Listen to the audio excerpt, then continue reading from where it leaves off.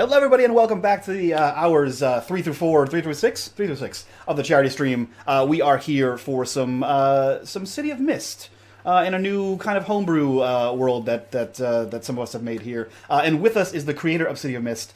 So we'll go around and see him. Amit, who are you? What are you doing here? And tell us about City of Mist. Hi, how's everyone? I'm Amit Moshe. I'm creator of City of Mist. It's a noirish urban magic, urban fantasy / superhero game. You'll see in a minute where ordinary people have legendary powers. And that's it. I'm just here to play the game with you guys. I'm very happy to be a part of this and raise some money for the cause. Fantastic. That's it, pretty much. Fantastic. If you guys want to take a look at the City of Mist PDF, you guys can check out the link down in chat right now. And if you guys have any friends that are interested in this game or interested in tabletop in general, get them over here. We're sitting at like 75 viewers. If we get 25 more, if we hit 100, Amit is going to be donating $100 to the charity stream. So get your friends over here. Get everybody in here. Get them all tweeting this retweet, all that good fun stuff. We'll jump over to Speedy. Who are you? What are you doing here? Why do you look so dapper? And who are you playing today? You're muted. Pro stream. I'm muted. I'm Speedy. You may know me as NotSoSpeedRuns on the internet. And the reason I look so dapper today is because I am playing as a man by the name of Geo. He's a bartender in the city, and he's one of those people who just has a knack for knowing exactly what drink you need. Not what you ask for, not what you want, but what you need at any given moment. He can see right through whatever is on your mind, and is always the perfect ear to listen to whatever problems may be ailing you. And he's got a hidden aspect to him that is desperate to reveal itself to the world. Fantastic. Tren, who are you? What are you doing here? And who are you playing today?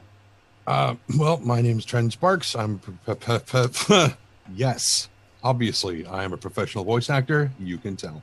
What am I doing here? Well, you guys asked me to come play this thing. And who am I playing? I'm playing a guy named Calvin Gannicus, who is he writes food and wine reviews for several local publications. Think sort of like an advice columnist who has, the column in multiple newspapers and magazines and stuff, but he goes around the city and reviews new wines and, dishes at restaurants of all scales and whatnot. He also, unsurprisingly, has a somewhat hidden aspect that oftentimes yearns to be free. And you'll learn more about that as it goes. Fantastic. And last and definitely least, Johnny, who are you? What are you doing here? And tell us about City of Mist Metropolis. I'm Johnny, VideoStoreCowboy on the internet. Have my own channel. Speedy Mike and I do this thing we call 6 and 20, which is this collaborative world of, storytelling. We do 3 shows in one shared setting. Yes? Nothing. I was just pointing at you. That's all. You keep doing that. It's Trent. I just, come on. It's Saturday. That's your Thursday antics. Anyways, sorry. I do this with every stream I'm on. What are you talking about? Okay. So, anyways, currently we are playing Blades in the Dark, and that is closing up. We are starting essentially City of Mist today in the shared setting, and this first little short introduction, in many ways, kind of sets up the elements of the story that we'll be telling when we do City of Mist Metropolis, which is, City of Mist is the game, that's the system, legends, mythos, mythology, pop culture, fiction, all of that stuff coming into play in a very real kind of very, strong sort of in-your-face presence, while there's this element of mystery that tries to shroud things, and essentially that's the mist. So that's what we're doing here today. That's what I'm doing here. And thanks, Amit, for joining us. I'm really looking forward to giving the system another shakedown, since it's been about 6 months since the last time we played. So, hell yeah. It's going to be awesome. And I will be reprising not reprising. I'm playing a new character. I am playing Malcolm, he comes from a sordid past in a orphanage, and he escaped as a young boy and leads a life as a petty crook.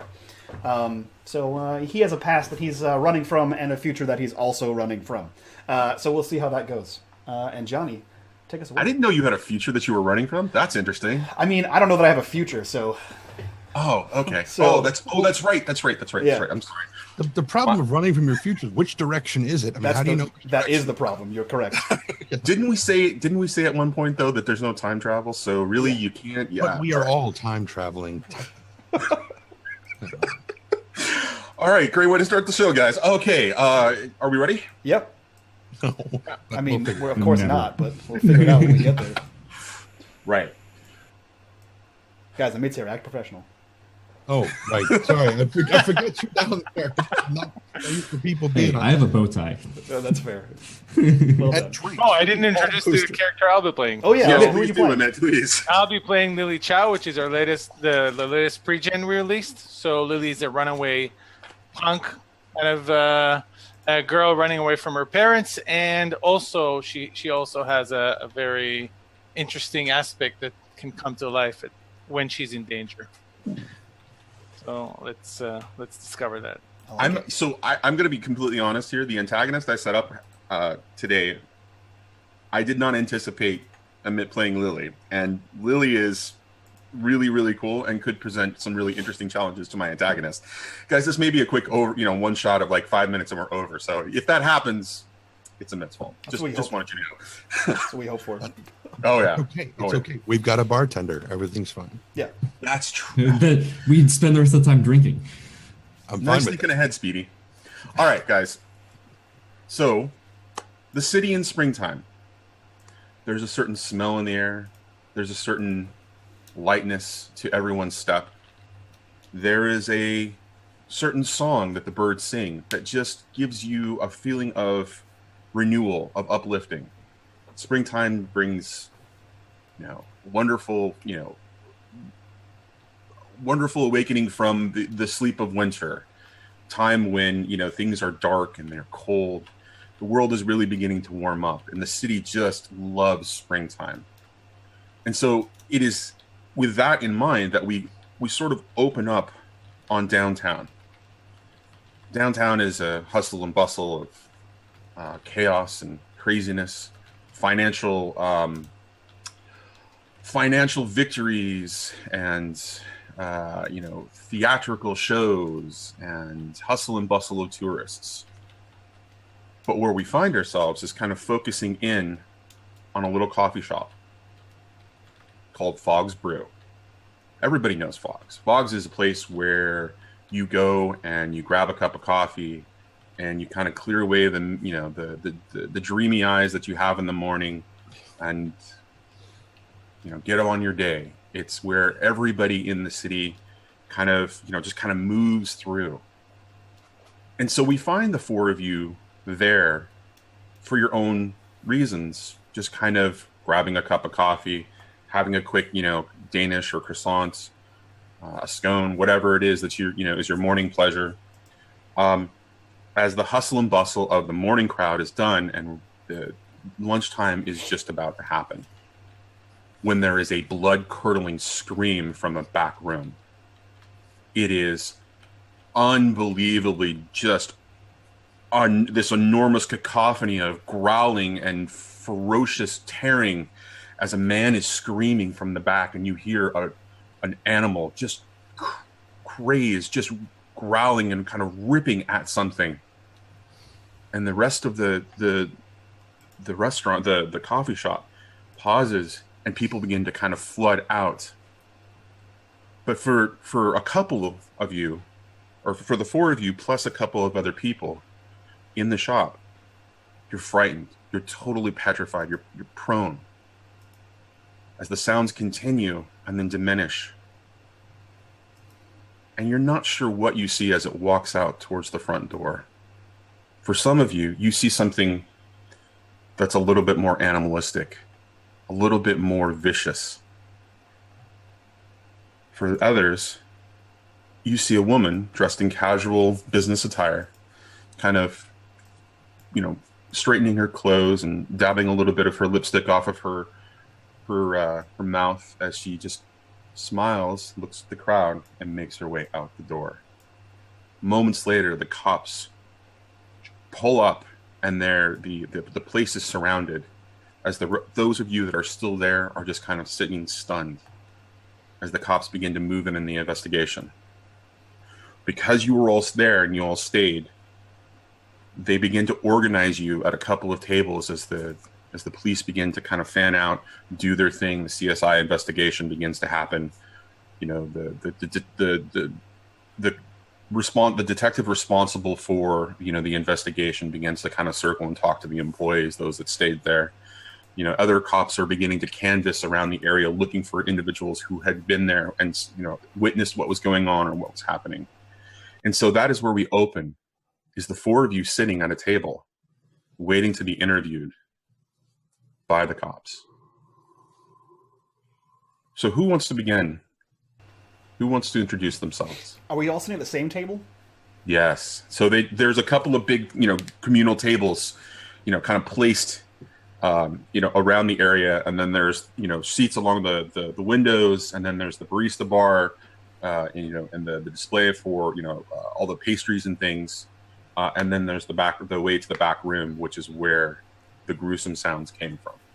Okay, you would see Malcolm, and he has like a slinky beanie that's like kind of hanging down the side, and you can see there's a few like holes and tears in it. He really walks that fine line between, is this guy homeless or is he a hipster?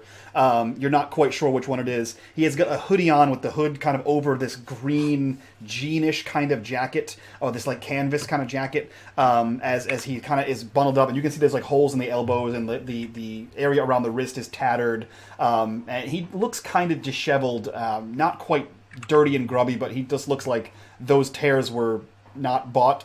And you can see that he's kind of like held tight to himself, and he's like looking around a lot, at especially the police officers that are kind of here, and all the other people. And you see his eyes like linger on the door frame, as like another cop kind of walks in the room, and he kind of bunches into a much smaller version of himself.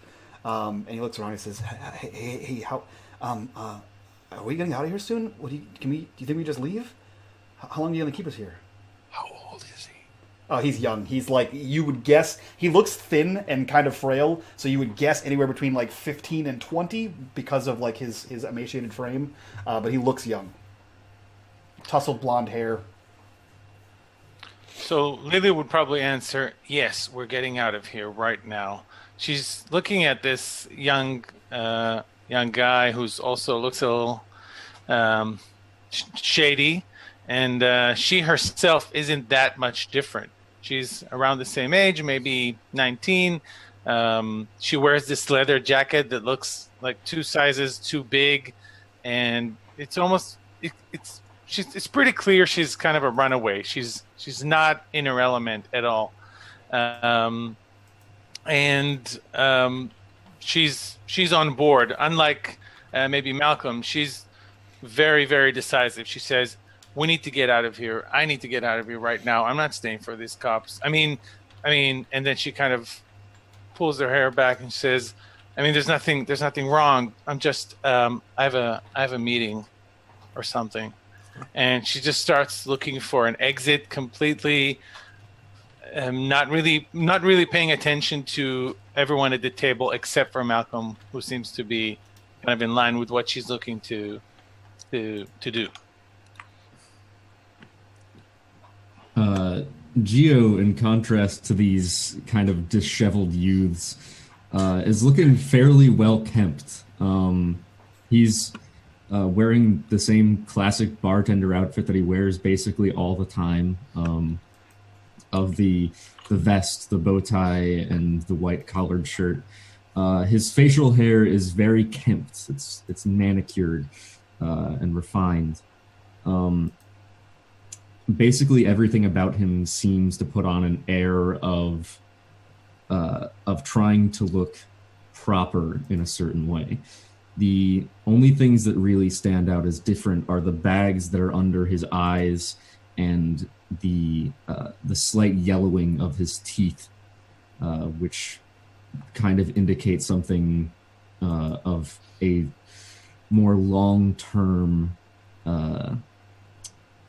sort of not caring about his appearance in the past. But he looks amiable and friendly and welcoming in a certain way. And behind his caramel eyes, you can see that there is some amount of concern for the two of you who are looking very skittish at this proposition. And he'll add, listen, it's not going to be any trouble. They're not looking for whatever you're running from. They're just here to figure out what's going on, and then we'll be on our way. If you try to run, they'll be more suspicious. Just let these things pass.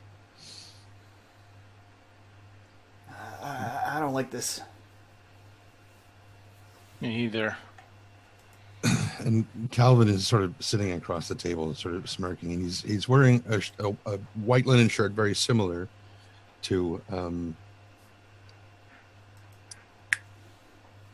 Gio. Thank you, Gio. But it's not quite buttoned up. It's just kind of hanging open at the top, and he's got sort of a fleece cardigan that he's got the sleeves rolled up to the elbows.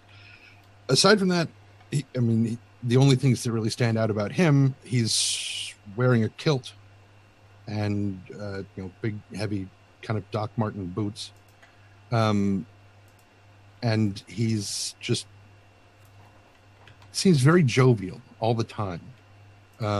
He's always got this kind of soft smile. His hair's just sort of tousled, sort of like, you just got out of the shower, you got a towel dried, and then you sort of run your hands through it, and you're like, and you just shake it out and just let it fall wherever it does. And he's just sitting there, and he's got his cup of whatever it is that's steaming, and he keeps sniffing all the time, like there's something that just doesn't quite sit well with him as far as scent is concerned. So as you're describing that, I'm actually that's a good thing. That's a good segue into you. There's something additional to the uncomfortability that you've described, at least privately, about Cal, and how there's this contrast of or this sense of things that are not natural or nature.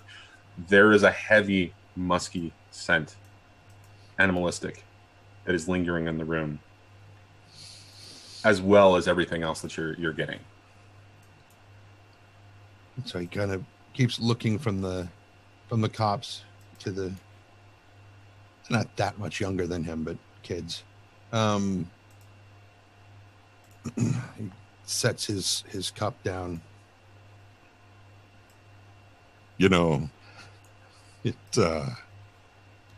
It probably would be best to not just bolt out the door. It's going to kind of draw some attention if you do that. And I get the distinct feeling that is not what you want. So what you're really looking for, something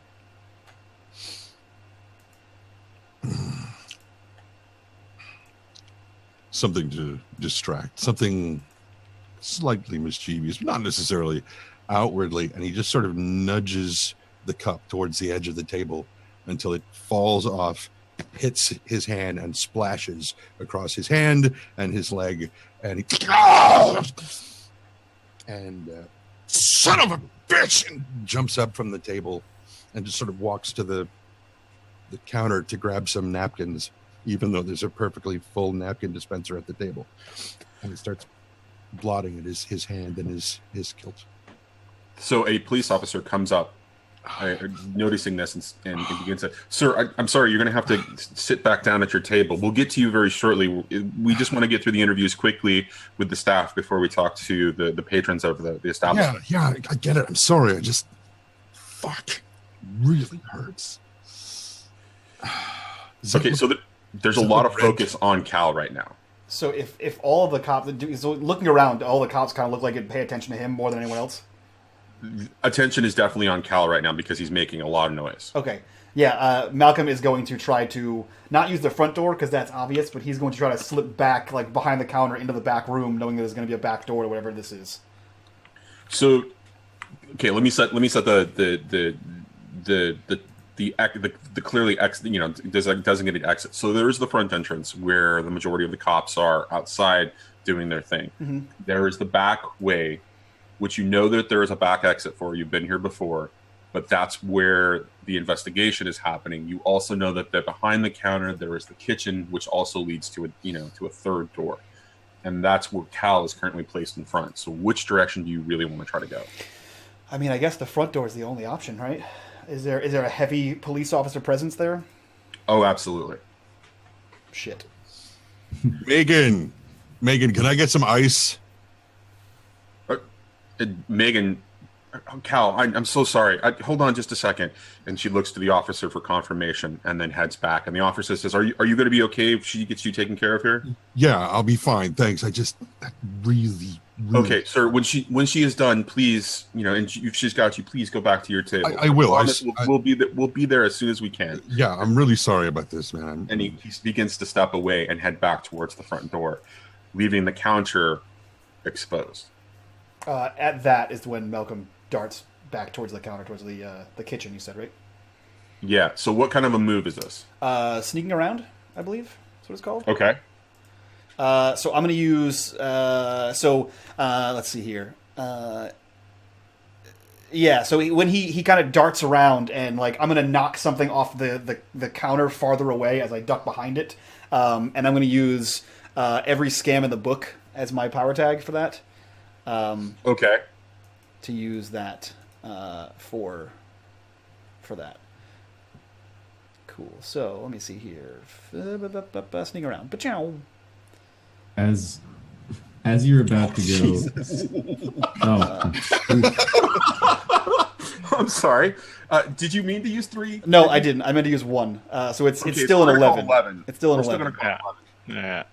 So describe to me exactly what happens as you sneak out and what when you get beyond the dining room proper, essentially the coffee shop proper, and I'll describe what happens as you get into the kitchen. So as soon as the girl Megan walks back in the kitchen and the cop starts to walk back to the door, he takes that split second to break between them.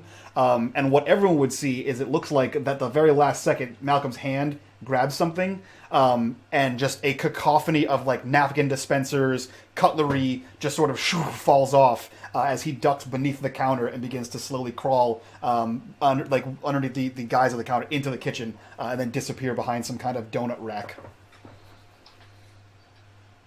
Okay, and so as you get through and get back to the kitchen, you see that there are 2 cops kind of talking to the one, essentially cook or chef back there, kind of that was preparing things. But there is a clear path to the door because they're off to one side. So as Malcolm does that, what is everybody else doing? Lily's probably, hey, wait for me, and tries to do the same thing with probably a lot less grace, and probably kind of hitting all of kind of these breadcrumbs that Malcolm is leaving behind him, or the mess that he's leaving behind him. So I think she's going to try and cross as well to the kitchen with a sneak around roll. However, in her case, I don't think she has any actual tags that are applicable for this. Okay. But she does have a weakness tag on the run, so I think that's going to be appropriate. And she's going to roll with a -1 basically because I'm only activating her weakness tag. Okay. Okay, so here we go. Cross fingers crossed. Ooh. Oh, wow. Oh man. Is okay. Broken or something like. It's one of those those RNG god moments where RNG is really playing in your favor. Okay, so well, it's definitely broken because it was supposed to be a -1 instead. Oh no, I have other tags activated. Sorry, that's my bad. But it would still be more than 10 and a great success. So absolutely. And so as the cops are beginning to react, and other patrons or other individuals in the place are beginning to react, you see you see all them beginning to react to all the noise and everything. You're able to kind of slip through as well and bump into Malcolm in the back as he is kind of assessing the situation. For those of you who remained in the room, something interesting that you notice is as Malcolm or as Lily begins to make her way out, there is somebody keeping an eye on the both of them as they make their way out in that direction, and looks back towards the two of you. It's a fairly young woman sitting at the other table, and she appears to be kind of, typing something on her phone, but she's clearly observing what's going on here. Okay, Lily would, as she kind of, reaches Malcolm, she'd kind of grab his wrist, pretty strong, and say, "Help me out of here! You gotta help me get out of here." Listen, you shut up. There's cops right there and there. You have to be quiet. And he's kind of like slinking along the back wall behind like I assume there's like kind of like donut racks and like bakery goods. He's trying to slink behind whatever thing he can to stay out of the line of sight. And he's kind of yanking at his wrist to get her to let go, or for her perception maybe to pull her along. Well, so with both of those sneaking around rolls, you guys are not you're not going to be noticed anytime soon, right? Unless there's some other specific action that you take. At this point, you guys are doing pretty well. So you've got control of the situation right now. So we're going to cut back to Cal and Geo. Quick question about. I presume that the cacophony of sound that happened, did that come from the kitchen? No, it came from the back room. Whatever it is, they're not seeing it. Okay, all right. Yeah, they are not seeing it. They're seeing the officers talking to. Gotcha. Essentially the person working in the back of in the kitchen, which is separate from the storeroom. Gotcha. All right. Okay. So once having acquired his little bag of crushed ice, what's my name? Calvin. We'll just kind of sit back. I'm doing great on names today. Sit back down at the table and sort of look over at Geo and kind of smirk, kind of shrug, but glance back towards little Miss Interested over there, and kind of look over at Geo to see if he's noticed her as well.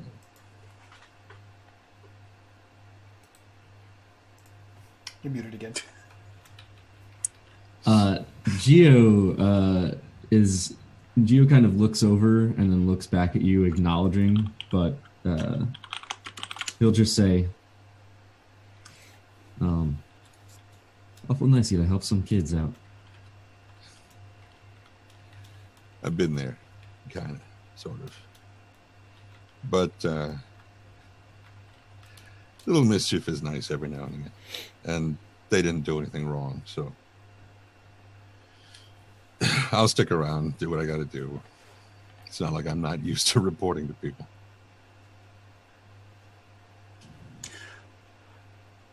So you two are just going to kind of linger and hang out. When I look at that, the woman, do I see anything different that she's hiding? Do you want to use an investigation roll or an investigation move? I would love to. Okay.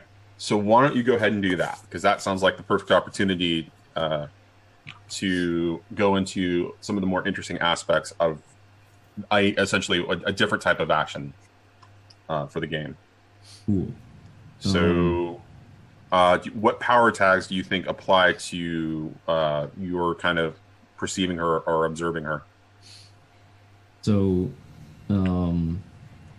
under the theme of disillusioned, I think reveal hidden methods and see through the mist. Okay. Sure. Both of those seem to work. Hopefully RNG is in your friend. Let's see.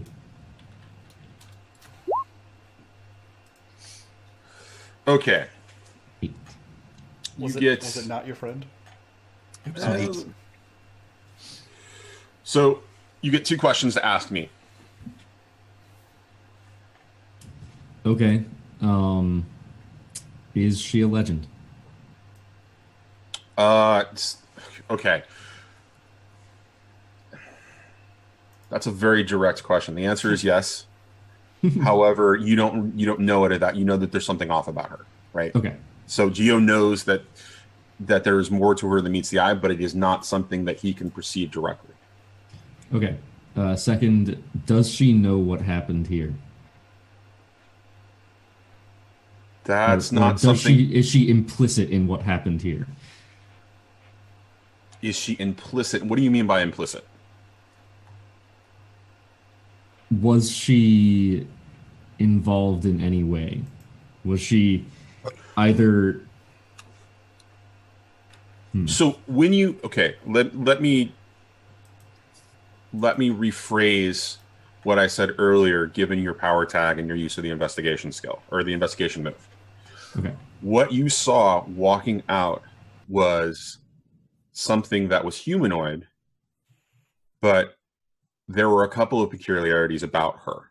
The first was she had really interesting eyes, almost cat-like eyes. The second thing about her was that instead of just hands, she had extended claws coming out of her fingers, right? And the third thing you saw about her was that she had this vague sort of pattern on her skin that almost looked like tiger stripes. And so when you perceived her and watched her walk through the room, she also had blood on parts of her that she was kind of dabbing off and kind of wiping. And when she walked out the door, she sort of came out of that, you know, that vision that you saw of her. But that is not the same person that you see looking at you from, you know, across the room. So she was not involved in anything as far as you remember. Okay.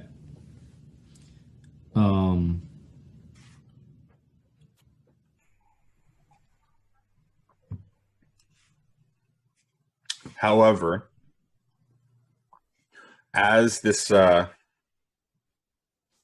begins to, as you get through this and you begin to think about this, she notices that you also are taking a real interest in her.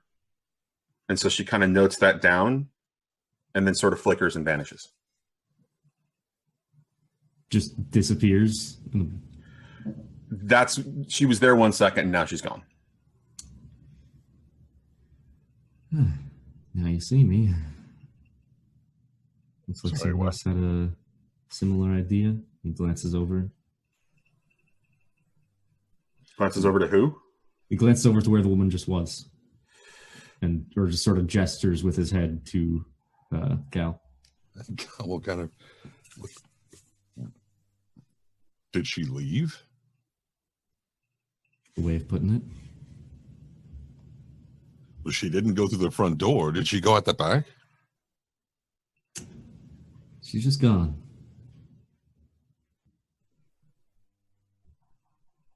That's not real clear. Wasn't to me either. But, you still remember her? Lady's sitting back there tapping away at her. Yeah. And you didn't just imagine her walking out the door.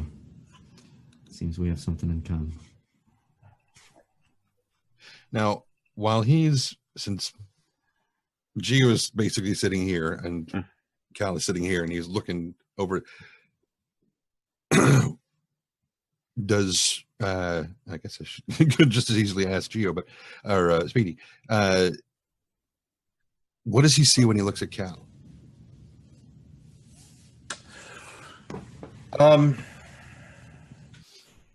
If he focuses on you, I think he sees you as you really are. But because you're not, because he can't see your hooves, your feet, I think it's less obvious to him that there's something off about you at that point, right? Because you don't have horns, right? Is that, if I remember correctly, your description? You do not have horns. I do. You do. Sleepers don't see them. Well, no, I understand that. I'm just, for him, the perception is very much associated with seeing through, and then, you know, having to look clearly at you. If I remember the description we were talking about correctly, the flip side is that the more he gets to know you, the less he'll see of you, because that's part of his weakness, is familiarity. So, yeah, if I can chime in here, the mist also works on everybody. So you have to kind of do something to expose your legend to other rifts. It's not just that you have to activate something. If they know you well, they will start seeing what's behind the mist, but the mist is working on everyone. So Speedy's character is kind of interesting because if he focuses hard enough, one of his power tags is if he focuses hard enough, he can see through elements of the mist. So even in casual conversation. Now, granted, we could roll it, but from a narrative perspective, it would make sense that eventually, as he focuses more on him, he would see that kind of thing. Okay, totally. And so I agree. that interaction is happening. We're going to cut back to Lily and Malcolm, kind of trying to make their way to the back door.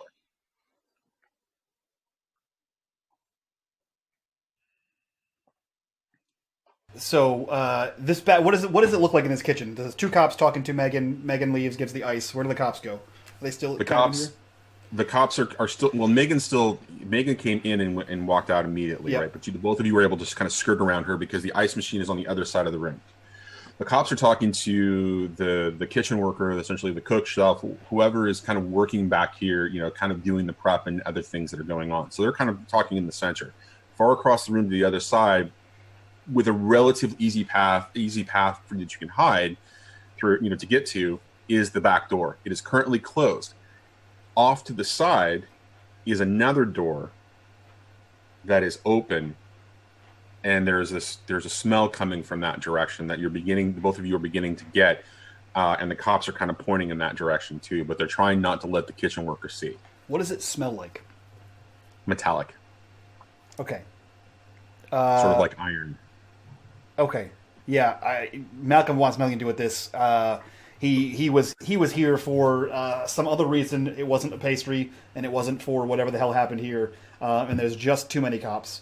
So again, still kind of yanking his wrist free, but seemingly tugging her along. He's going to duck down and begin to move towards that back door. And then seeing that she is closely following him, he just kind of looks back and says, "Listen, I have a friend. He was parked around the corner. If he's still there, then I think I can get us out of here. Just stay quiet and stay low." And he begins quickly going towards the door. That's amazing. Okay. So as you both are beginning to make your way there, again, sneak rolls, the sneak moves that you guys rolled, being so good, it continues to apply. As you're kind of passing that door, you see flashes coming from it as somebody is taking pictures of something, and then the flash, you see mostly darkness when you look in the room, but when you see a flash, you see the body of a mutilated man propped up against the wall, and there are splatters of blood all over the room. But the photographer hasn't seen you yet, and is moving, through the room, taking methodical pictures as the CSI investigation is beginning to happen.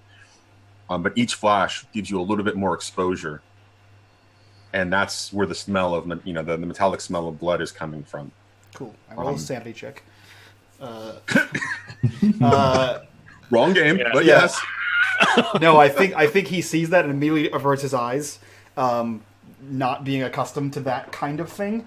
Right. And again, he turns his head and begins to move towards that door. He wants out of here as quickly as possible.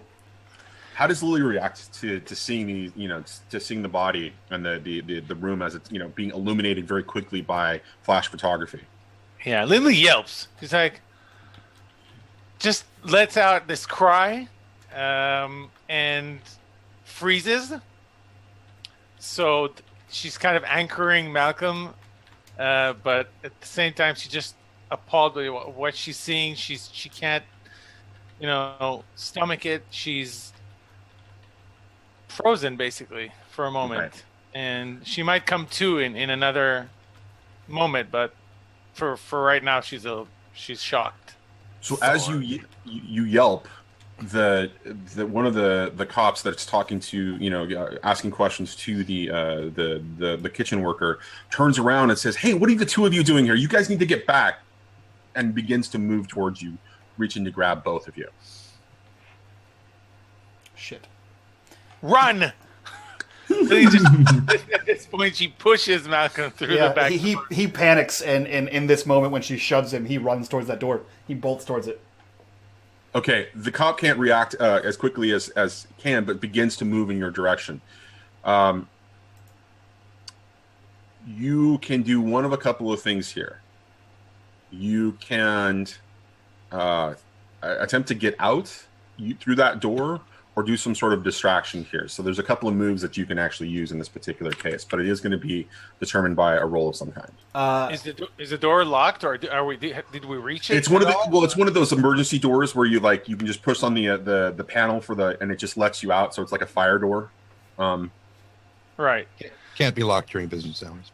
Right. So I think is there any kind of shelf or cabinet or something that Lily can tip over and absolutely block the path?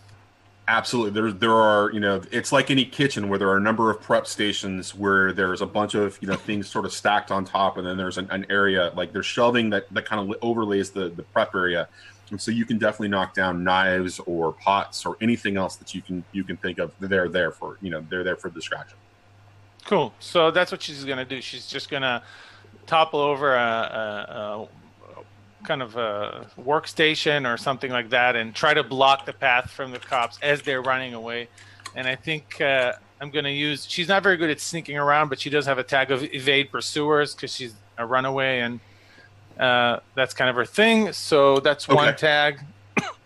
And I think I'm going to just try to change the game and create this barrier to slow down the cops.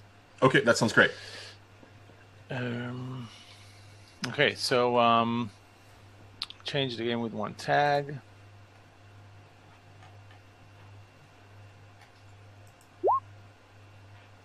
Ouch. Oh, so in your attempt, actually, this tag didn't register, unfortunately. So again, so that would be a 2. So yeah, you got 2 tags that replied, right? It was just one. It was 2. No, I just had 1, and then I rolled 6. So I guess it's a 7. Yeah, it would be a 7. So then you do succeed, but there's a complication that comes into play here, right? Yeah. So there's I can only create 1 tag, and it's temporary and kind of. Yeah, so what do you want to do? Yeah, I think I'm just going to create a tag, obstacles and kitchenware, stuff like that, obstacles that are blocking the path or giving us an advantage to getting away for getting away from the cops. Big through that door. Coffee beans spilled all over the floor. That would do, yeah. That is exactly what happens as the coffee kind of just spreads across, and it makes it very slippery for the cop to be able to continue pursuit. The other one is kind of making his way around the long way at this point, noticing that the two of you, but giving you an opportunity to make a move, to make a move out of here, to escape. So, Malcolm, it's on you. What are you going to do now? How are you going to get Lily out of this situation? She just saved your butt. Man, really, he doesn't want to. She's far more of a problem than she is a solution. Like, she is a great inconvenience. One person I could have easily got out of here. Shit. But that's not the kind of person he is. Damn it, I don't think I have anything to do there. He's going to try to... Where are the cops that have seen us? They are... There's one behind you that is currently being... impeded. Impeded, thank you, great word. Impeded by all of the coffee beans, right? Because every time the cop begins to take a step, right, they're crunching onto a bunch of coffee beans. It becomes a little bit more slippery because the cops, the beans are oily, and they're causing a problem, and he can't get traction. So he's misstepping as he's trying to get towards the two of you. The other one is on the far side of the room, trying to circumvent this long prep table that spans the entire room, and just come down to try to get to you before you get to the door. He doesn't appear to be like he's going to make it there in time. That the other cop behind you, once he gets through this impediment, this temporary obstacle, he is definitely going to be able to catch up. If you don't get out that door. And what's around me? Are there like large equipment pieces? No. At this, as described previously, there are little things like pots and pans, knives. There was some coffee that was on the actual on the prep table at that point, and that's what Lily was able to kind of knock over and cause a problem for the cop. Okay. Can I? Never mind. Go ahead. So we're in a bakery. So he's going to reach over, and while she's like tipping things over, seeing that it wasn't as effective as it could have been, he's going to grab onto like a sheet pan, and he's going to swing at the cop over the top of her head behind her and hit this cop with a sheet pan. So I'm going to hit it with all I've got. Okay. And I have no tags. I didn't build a combat character at all. So This is where beauty comes from, though. It's yeah. Agreed. So I. Go Okay. ahead. Oh, I was just going to say, is there something? Well, let me look at your character sheet again real quick, because I do have a particular window. So looking at As we hear this, Gio's just like, looks like those kids might be more trouble than you thought, or just as much. just as much. Yeah, I don't think he has anything that's applicable to fighting. So he's going to swing away. Well, living shadow doesn't apply in any way, shape, or form. No, I don't think he's going to use that. Okay. Like I said, he's running from his past and his future, so he doesn't use that as often as he can. So hit it with Absolutely. all I've got. Go for it. Suck it. Nice. Where did that power tag come from? Yeah, you need even Yeah, still. so it's it would still be a 7. So it's a 7.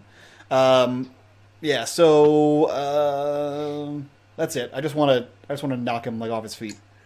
So can we call? You want to call that sort of like a disoriented 1 status? Yeah. Yeah. You know Okay. what? I'll give. So what does it say? Superior position, I guess. Is that a thing I can do? Sure. Yeah. So basically, whatever their negative is for the beans, now he has that as well. Superior position. Okay, so Lily is able to kind of scoot under as you swing, and he's kind of dazed or disoriented 1 kind of a thing. Lily, he is basically kind of stepped up and just bashed this guy, and the cop is just kind of stepping back for a second, but the other cop is beginning to come to your direction. What do you do now? Okay, Lily just shouted at him, get out now. And try to get Malcolm out the door. And once we're out the door, things are going to get exciting. This I'm a isn't little afraid exciting. now. Okay, so the both of you, the cop is dazed, the other one's out. Both of you burst out, and you find yourself in a back alley, and you see cops, kind of in the distance on one side, down this alley where their cop cars are parked sort of off the street. But the other direction is, just one of those dark alleys in, a big high-rise downtown sort of a setting. And there's plenty of opportunity for you to head that direction and just either get out of here or do whatever. Or you can face the cops and stand your ground. What do you guys want to do? Can we see the street from here? You sure can. Cool.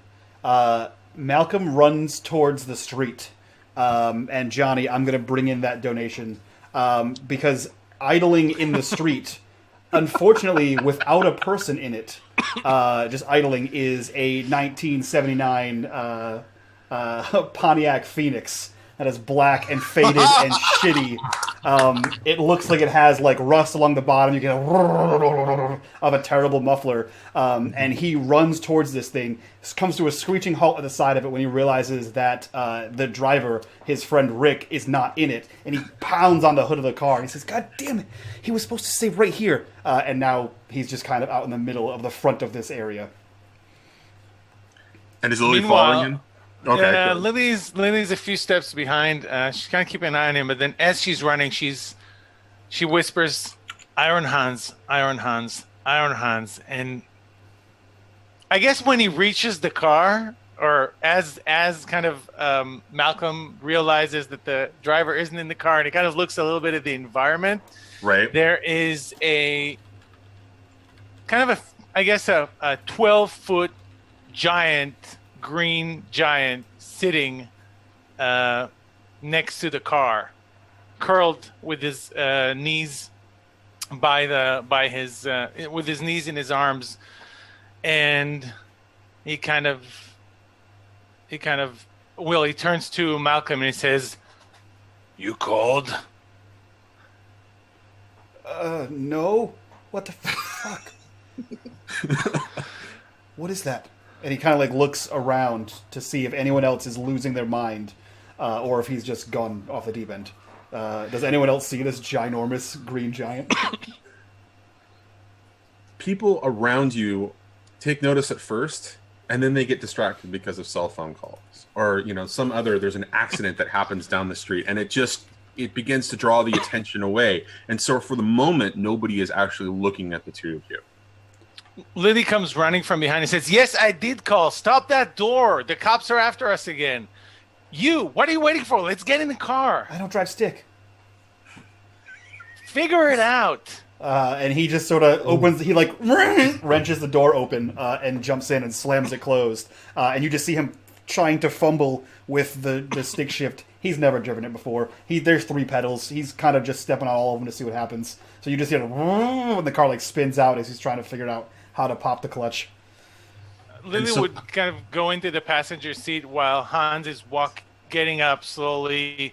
He's all shaggy. There's lots of fur and hair, and what parts of it is him and what parts of it is his clothing or hide is unclear. And he just kind of puts his finger against the exit door, the back door, and waits. So if I have to roll for that. No, not at all, because it's completely unexpected. So the cops begin to, start to push it into the door and trying to get out. They can't get out because Hans's finger is just there, just holding it. And the cops are kind of looking down at the banging, and they're not quite what they should. They see, cops at the other end, and they're kind of looking at it, and they're just kind of shaking their heads, and they begin to, kind of head back. And what they all see, in a really strange sort of way, is this movie prop kind of thing that has just been left there because there's this truck now that it's appeared out of nowhere that just kind of like looks like it's got a bunch of props that are being unloaded, and in front of the door is a prop for Smokey the Bear, and it is just kind of placed against that, and it's just kind of holding it there, and the cops are looking at the banging and they're like, and they start to go around to let somebody know what's going on. And so Lily and Malcolm are able to get away as Malcolm attempts to drive the car. And we're going to cut back to Cal and Gio. They might even hear the tires screaming. Oh, yeah. And the grinding. Yeah. And the grinding. Start in 3rd gear, really? As the cops are beginning to hear that there's something going on, there's a couple more beginning to head out that direction. Nobody has come to interview you yet. What are you guys doing? The cop who talked to me, is he anywhere nearby? No, he began to run into the kitchen, the back area, essentially to kind of figure out what was going on. Megan, are we done here? It's not my thing. Like, you gotta talk to the cops. I'm sorry. Yeah, I don't know how to help you. Honey, I understand. It's fine. Listen, I've got a meeting I have got to get to. And he takes one of his cards and lays it on the thing with like the printed number scratched out and a handwritten number next to it. It's like, listen, if they need to talk to me, just have them call me. Okay, I have got to go. And at that moment, a cop steps up and says, "Excuse me, you're going to need to sit down, sir." Well, then get over here and let's do this. Are you going to be a problem, sir? Do I need to call the officer over? Will it speed up the interview process? Sit down, sir.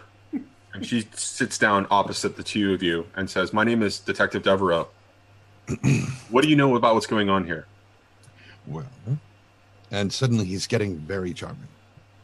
And he's just kind of just takes it just slightly too long of a moment looking her up and down.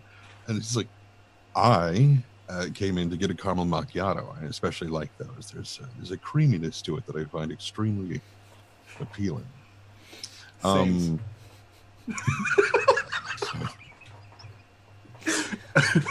Okay. Go on, sir. I will. So while I was sitting here, we weren't both sitting at the same table. I was sitting here writing my next review. Have you ever been to Le Boulanger? Have you tried the Sir, I don't have a lot of time. I need you to stick to the facts here. Did you see what happened here today? Well, yes, I did. My God, you have amazing eyes. Right. Sorry, focus. So, sitting here enjoying my caramel macchiato, and there was a ruckus from back over there. Someone was shouting. I couldn't really make out the words at all. Sounded like it was possibly a very intense lover's quarrel. And then it all kind of stopped, and this lady, and lady definitely covers it. She had the most amazing legs. Sir, can I get you to step back for a second, and can I also ask that you keep it to the details that are important. I don't need to know about your proclivities. Thank you very much. What do you mean you could hear the noises from the back? What did you hear? Screaming. Like, well, it was mostly a male voice, though. Sounded nice. Not quite deep, but had a nice timbre to it. Could have been an opera singer, possibly, with a little bit of training. Sir, you're speaking of the dead. Please show some respect. Someone's dead. Why would we be holding you here if there wasn't something to talk about? Yes, somebody is dead, sir, and I am here to... Someone could have just been very badly injured. No one told me someone had been killed. My patience is running thin, sir, so let me get right to the point. Can you describe the woman that you saw walking out of here? Of course. She was approximately 6'2". Looked like she spent... I'm not being frivolous with this particular piece of description. It is applicable to her build. It looked like she does work out, not a tremendous amount, but enough to stay in very fit shape. 6'2", athletic. Okay, that's good. Probably athletic would have been sufficient. Anyway, it looked like she might have been wearing Louis Vuitton. It was difficult to tell. It was 6'2" with heels, if I recall. So you did see her as well? Yeah, walking out. She had eyes that would pierce your soul and nails filed to a point. See, it's not just me. What do you mean? Can you describe a color to her eyes, sir? Was she wearing any particular nail polish on her nails? Her eyes were yellow, color I haven't seen before. Whoa, amber. I'd call them yellow. And their nails, well, if they weren't fake, were about this long and sharp, red. Was there anything else in particular that you noticed about her, sir? We're looking for anything unusual here.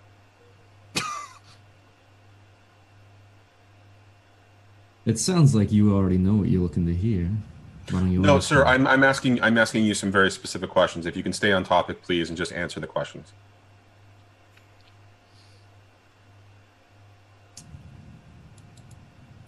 No other defining features. Okay. Did she say anything? Did she acknowledge the crowd in any way when she walked out? There was a large group of people that ran out of here. The morning crowd was already gone, but there was still some people here. You were among the last 8 or 9 that were here with the people that worked here. So, is there anything else that you can tell me that might be relevant? Not a word from her mouth. Just a smatter of red that she wiped off. Was it lipstick? Was it something else? It looked like lipstick. I thought maybe she might have gotten smacked. Unfortunately, might have smeared it a little bit. She was cleaning it up while she was heading out. Which, if you're saying somebody got killed back there, someone started slapping her around and she decided to defend herself, well, more power to her. I'm not going That was to. not the stride of a woman who was defending herself. She was proud of whatever happened in there. What do you mean proud, sir? Maybe it's been going on for a while. Maybe he deserved it. All the more reason to be proud if she... Sorry, excuse me. Go ahead. She didn't walk out of there looking particularly flustered. She wiped off her lipstick and went about her day, like a lioness returning to the pride. Continues to note things in her book. Is there anything else that you two gentlemen would like to share before I send an officer over to collect your information? And that grin comes back because she was not especially specific in the way she said that. So he just starts smiling. He's like, well, and he reaches in and pulls out another very similar card with the printed numbers scratched out. And he writes his name on the back. He's like, when that badge comes off. Damn it, Trent. She looks at you very sternly, closes her notebook, puts her pen in her pocket, and walks away. And she sends an officer. She talks to an officer to come over and get your information. You've got a few moments before that officer comes over. Do you guys want to do anything? Is there anything else, other action you want to take? Do you want to move forward into this? What do you want to do? Calvin will kind of look over at Gio and be like, you didn't mention her tattoo. Tattoo? The stripes. Yeah. Well. It's okay. Neither did I. So it's as Cal's saying that you notice that the young woman who was paying attention to the both of you is now standing outside, kind of looking at the rest of the crowd and keeps occasionally eyeing the both of you. I'll kind of lean over and go, oh, hello. Look who's back. Interesting. Guess she didn't go far. She also didn't get interviewed.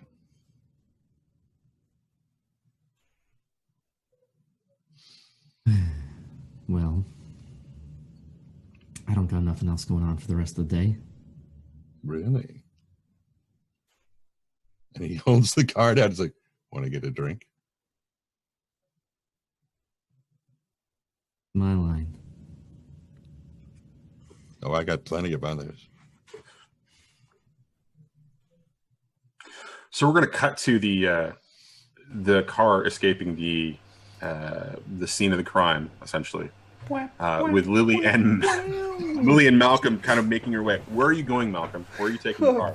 He didn't have a plan this far. Rick knows where to go. He didn't know who the hell this person is, and she just commanded a giant monster. He wants Is to your push her middle out of name the car. Mortimer? What's that? Is your middle name Mortimer? Malcolm Mortimer? No, I don't get the reference either. Morty. Oh yeah, no. It's Malcolm K. You were the one who insisted that this thing be included. No, he's another orphan. Rick is in a group of orphans that live in a warehouse. And have a car. Yeah, it's a shitty car, and it looks like it was boosted. Man, he doesn't want to take her anywhere. He doesn't know what her deal is. So yeah, I guess he's gonna just sputter this car down the road, backfiring a few blocks Running away. lights. Yeah. Yeah. Usually the tires spin out for a while, then it pops the clutch and he bumps the car in front of him, backs up, and sort of drives away in the wrong gear as it's going way slower than everyone else. But he drives a few blocks away just to get away out of the sight of the cops and sound of the cops. And he looks over to Lily and says, "What the hell was that?" I don't know. Did you see there was a man? There's someone. That was horrible. He was slaughtered. Are we not going to discuss the giant? What? No, not right now. Okay, but what are we? I can't. When Cops would we are gonna discuss be a looking giant? for us now. People die in the cops city are- all the time. No one has giants. It's a long story. Can we discuss the giant another time? We need to get now the cops are going to connect us with a murder. Hit him with a giant, I guess. Hit what? The cops? You have a giant. It doesn't work that way. I can't just hit everyone with he wouldn't do it anyway, even if I told him to. Listen. We need to figure out this thing. I thought we were just getting out of I thought they were after me. They were after something much worse. And now they think that we're connected to it because we got out? There's cameras there. They have us on camera. Shit. I forgot about the cameras. That was so stupid. I can't believe I did it. Do you have anywhere to go? I don't know. We need to find this woman. It's this woman that was leaving. She looked like she knew something about it. He reaches into the ratty interior of his coat, into the hoodie pocket, and pulls out one of Cal's business cards, and says, "This guy didn't have anything in his pocket, but he had this. He seemed to let us go. Maybe he knows what's going on." And he hands over the business card. That was well done. I just got to say that. I'm sorry. That was good. She says, what do you mean he didn't have anything else in his... Don't worry about it. Just like the giant. We'll talk about it later. And he takes the card back and looks for the address. Okay, I guess that's the only way we can go right now. Hey, Calvin, what's your address? So, yeah, Calvin, what's on your cards? Because that just came up. It's an office address that if you go there, it's what looks like it should be a front office for a review magazine that reviews everything from meals to wines to plays, movies, new cars. They do everything, but it looks like a complete and utter shithole. Like it's just been run into the dirt, and like there's nobody that even works there. It's not closed. There's no sign indicating that it's out of business, but it looks like there might as well be one. And it looks like there hasn't been anybody there in a long time. And is that where you're headed to? Nope. Okay. That's where we're headed to. So matching the shitty description of this place is a shitty 1979 Pontiac Phoenix that just looks terrible and backfires every few feet. As we pull up and look inside to no lights, and looks like no one's been here or works here, or like we just found an abandoned building. He says, maybe he'll be back? I hope so. I mean, how long are we going to wait here? I can probably get us in. And he's going to try to park wherever you can't see the car. So if there's like an alleyway or like something like that, he's going to try to park the car off the street. So what part of town is this abandoned office in, Cal? What kind of town, you know? It's in a decent part of town. I mean, it's in with a lot of other businesses and whatnot. Okay. A fairly thriving business district where you've got a lawyer, and you've got like a home decorating business and like a cake shop that's a little further down because they have different power needs and whatnot. But it's one. The windows are dusty, and everything else around it seems fine. And like people are doing business every day. It's just it's almost like it's the first place to go out of business as gentrification is happening or something. Right. But yeah. Okay, so in my head, it seems like there'd be another alley or a parking lot behind the place, right? Almost like an opportunity for you to kind of just pull into the back and then be able to do your thing there. Yeah, there's probably a small parking lot back there since there's no parking on the street in this neighborhood. Cool. Yeah, so he would park, so that you can't see the car in the street. To him, it's very recognizable. It's not every day, especially in this nicer part of town, that everyone drives a shitty, beat-up, backfiring, rusted car. That would be accurate. Okay. So he parks it when you in a spot where you can't see it, and then he's going to kind of walk to the door and like try to open the door to this building. Yeah, it's locked. I mean, it's a pretty rudimentary lock, but it's still locked. Okay. So, like, seeing Lily kind of behind him, looking to see how he can get in the building, he gets real close to, like, I assume it's like those double metal handles. He gets real close to the double metal handles, and you can, like, he makes it look like he's trying to pickpocket or lockpick this thing. But really, I'm going to change the game, trying to open this door, and I'm going to use Living Shadow as the shadow extends underneath the door and then up and then turns the knob. Okay. So I'm going to use Living Shadow and Effect Through Walls to change the game. And I'm going to get a 12. It's difficult anyway. All right. So, excellent. So you get 2 juice. Yeah. And what else do you? So you gain entry, obviously. Yeah. So what gain entry gain entry is one of those, and hide the effect is the other one. Okay, fair enough. So you just see his like elbows kind of move, which is completely a show, and then you hear the click, and then he opens the door. All right, gaining you both access inside. There's no alarm that goes off. It's kind of dark and dusty in there. Cal, what do they see? What does this office look like? It looks like it should be a thriving business. There are nice desks, nice chairs. There are what clearly were at one point nice plants that have been dead for a little while. Everything is very tasteful. It's you've got a couple of conference rooms off to the side and what is clearly the big glass office where the manager of the magazine would sit, and it's just empty. And it looks like nobody's been here for at least weeks, if not months. Shit. I think Malcolm would pick up that immediately, given the kind of person he is. And he kind of looks around and says, "I don't think he's been here in a while. I don't know if he's coming back, but it looks like no one's been here in a while. So we can at least hide out here." Well, that's a start, but we can't wait.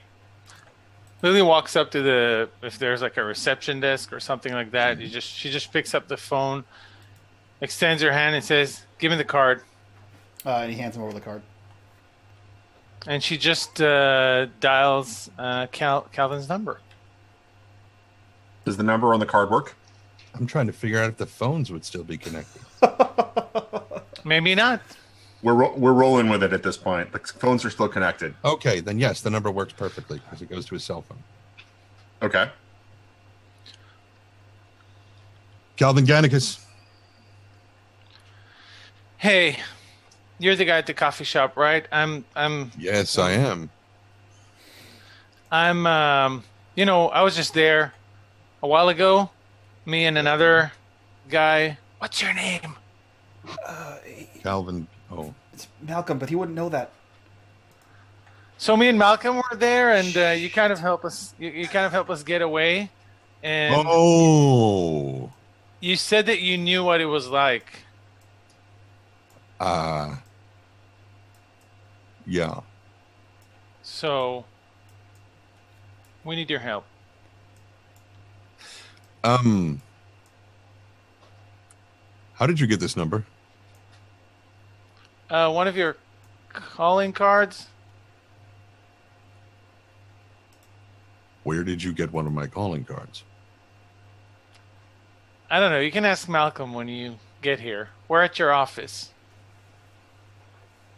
Wait, the office that's listed on the card? Yeah, we didn't know where to go, right? So, can you get here? I once they're done with me here, yeah, I can get there, but that place is like nobody goes there. That place is oh my god, how the hell do I explain this? Excellent. No, it's Nobody really goes not. there. It's really not. Because if the person who now owns the magazine shows up there, which she might, if she finds out someone is there, you don't want to tangle with this person. But you just said nobody comes here, so that's perfect. Nobody. So you're gonna meet That's us here? why That's she great. doesn't go. And he's trying to keep his voice down on the phone. He's like, listen to me. You cannot stay there. Great. So why don't you come and pick us up? We're gonna be here till you come. Doop, and she hangs up. I don't have a car because I don't have a car. Okay, so we're gonna cut back to the coffee shop. That was Bonnie and Clyde, by the way. We're gonna cut back to the coffee shop where Gio and Cal are kind of just sitting there waiting to be talked to, and the CSI investigators are beginning to come out of the room. So the photographer comes out first, and Cal, when he comes out, he is permeating. He is like saturated in some way with some sort of weird animalistic feline smell, and it's just like exuding off of him.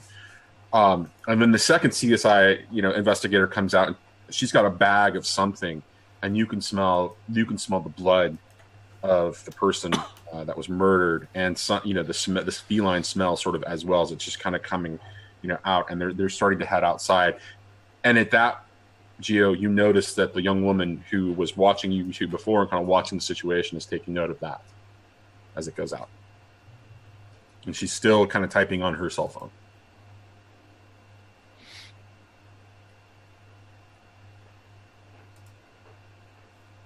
Excuse me. What are you guys found back there? I'm sorry, sir. We're not allowed to talk about an active investigation. The Come officer on, I mean, will consult with you. We've been sitting here for so long. We don't know what's And the been officer, going on. I'm sorry, sir. The officer will be with you shortly to take your information, and then you'll be able to leave. I can't speak to you right now. And as they head out, you see that one of the things that they're carrying is a bloody piece of cloth, and you can see that there are essentially shredded elements to part of that cloth, and it's covered in blood. Hold on a second. Grant donated a minute ago. Grant Ellis and said, "Make me into an NPC. Speedy's lover. I want that stash." You don't want to be my lover. I talked about this right before the stream. I mean, as to if you want to be his lover, you got to get with his friends. That's for sure. Oh man. Yeah. Okay. Well, Grant, you're in there somewhere. We'll figure you out. We'll introduce you. Perfect. So the CSI investigator, grabs the one of the uniformed officers and kind of points in that direction, and finally the officer comes up and says, "Okay, guys, I'm sorry. I apologize. This is crazy. I've got things that Devereaux has me doing. So let me get your information quickly." And he begins to ask you for your information. And Cal, he's quite a handsome young man. I was just about to ask. Well, This guy's already looking him up and down. taking good care of himself. Which of us first? He kind of looks at you. There's a little bit of a smile, but also he knows that he's being watched. So, and Gio, he looks to Gio and he says, "Okay," and he asks you for your name. Giovanni De Brosa. Are you a regular here, sir? Yeah, I come by when I can. Okay. Do you have a phone number or a place of residence that you can be reached at? Should we have more questions? Yeah, I can give you my number. If you want to come see me in person, you're best off heading to the Queen of Hearts. Oh, okay. Yeah. And he looks uncomfortable when you mention the Queen of Hearts, as clearly he does know what's going on. With there. Okay. And you, sir, you're able to go now. And he points to you, Gio, and says you're able to go. You, sir, and there's a little bit of uncomfortability at the mention of the Queen of Hearts, but at the same time, he's kind of halfway smiling, but not. He knows that he needs to be serious. And so, your name, sir? Gannicus. Calvin Gannicus. Okay. And are you a frequent visitor here, sir? What's your name? Officer Jones. Peter Jones. Can I? Are you a frequent visitor here, sir? Off and on. once or twice a week, maybe. Is there a place that you can be reached at, if we have more questions? Oh, you can reach me anytime. Please. And he takes your card, begins to note it, and then after he notes the information, you notice that he slips it into his shirt pocket. Thank you, sir. We'll be in touch. A little bit further, almost too wide. And so you both are beginning to be escorted out, and you get a little bit more sense of the chaos that's going on outside. There's a bunch of interviewing. Apparently, when this particular person left, there was a little bit more chaos outside. And Cal, you smell this. You smell this person very strongly outside. And which way she went? And which way she went. Before we go, I just want to try and, on the way out, just ask one of the police officers. Could you tell me, do you know who it was that got, I don't want to pry or anything, but I'm friends with one of the baristas here, and I haven't seen him since whatever happened. I'm sorry, sir. I can't give you that information. It's not possible. You're going to have to, when it comes out, you'll find it in the papers. And he begins to give you. Do you want to, push it by trying to do a convince or, some I'd other like type to do a convince. Okay.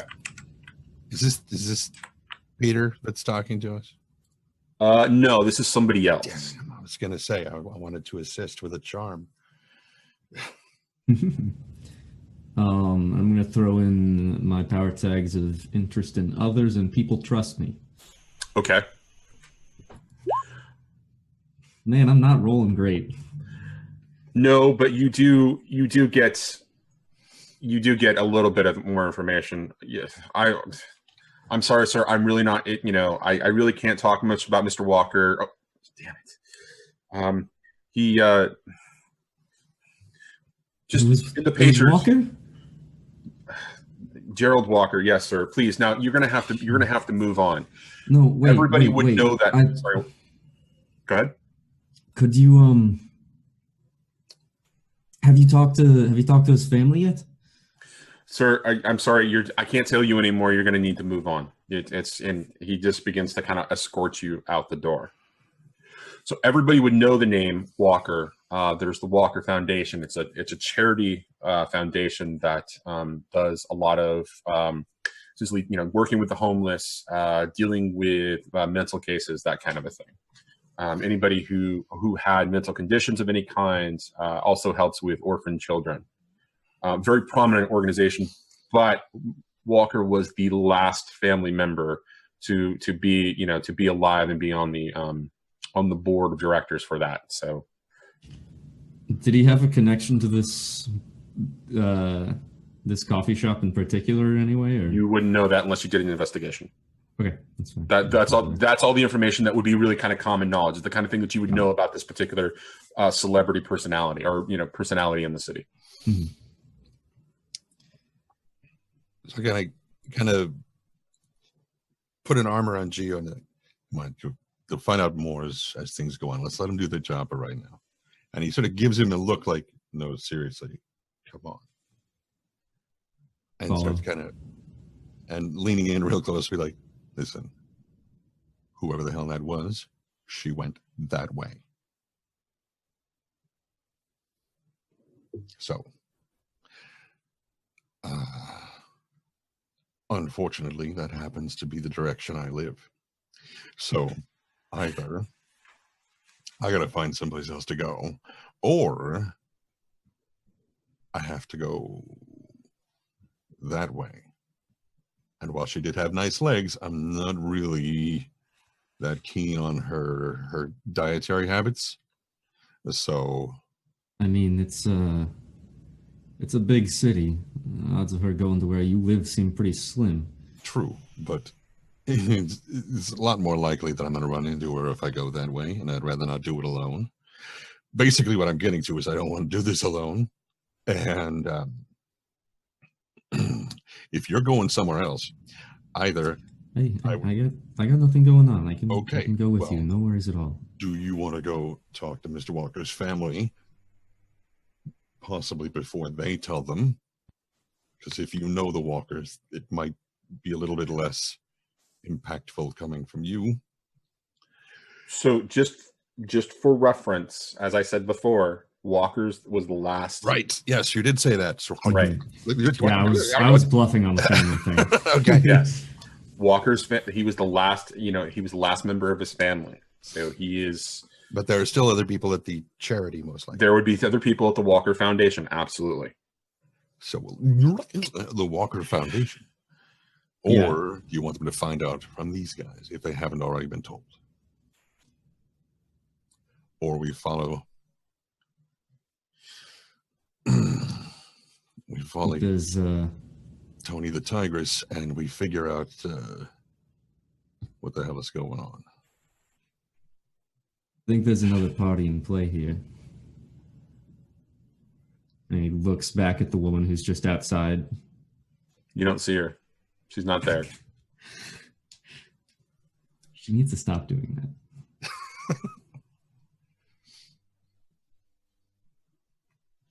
While you guys are deciding, we're going to cut back to Lily and Malcolm, who are just kind of loitering in this office building. How do you two solve the boredom? Are you exploring the place? I mean, you're both on the run, kind of, street kids right now. It's not Lily's long, a little bit more out of place, so it's not long before you hear like a as Malcolm hasn't eaten in some time. So he is rummaging. He's pulling open drawers. He's like opening things, like rummaging through things. Someone has to have a can of something or a package of ramen. Yes, exactly. I was going to say, there's little cup noodles. Yeah, somebody has to. So he's going through, opening the overhead bins, rummaging things around. Someone still will keep loose change, dollar bills, and anytime he finds change, he pockets that, closes the drawer, and he's just trying to find food. A vending machine, he'll shake the vending machine until something falls out. But he's looking for food and loose change. There's like a packet of cup ramen, cup noodle, in like the back of one cabinet, but the desks are empty. Cool. So yeah, he's rummaging through everything that there is to rummage through, and he's not very quiet about it. You can tell it's part boredom, part hungry, part restless. Like he doesn't want to be here. But yeah, he's kind of going through and looking for stuff to eat and steal. What about Lily? Lily's watching Malcolm go through the cabinets and, with all this ruckus, and she's just kind of, playing with her fingers and trying to kind of strike a pose on one of the cabinets and kind of leaning back. And then when she feels finally comfortable, she kind of plays with her hair and she says, so what's your story? In the most obvious kind of approach that a teenager could muster. Unfortunately for Lily, Malcolm lives on the street with several dudes and doesn't get it.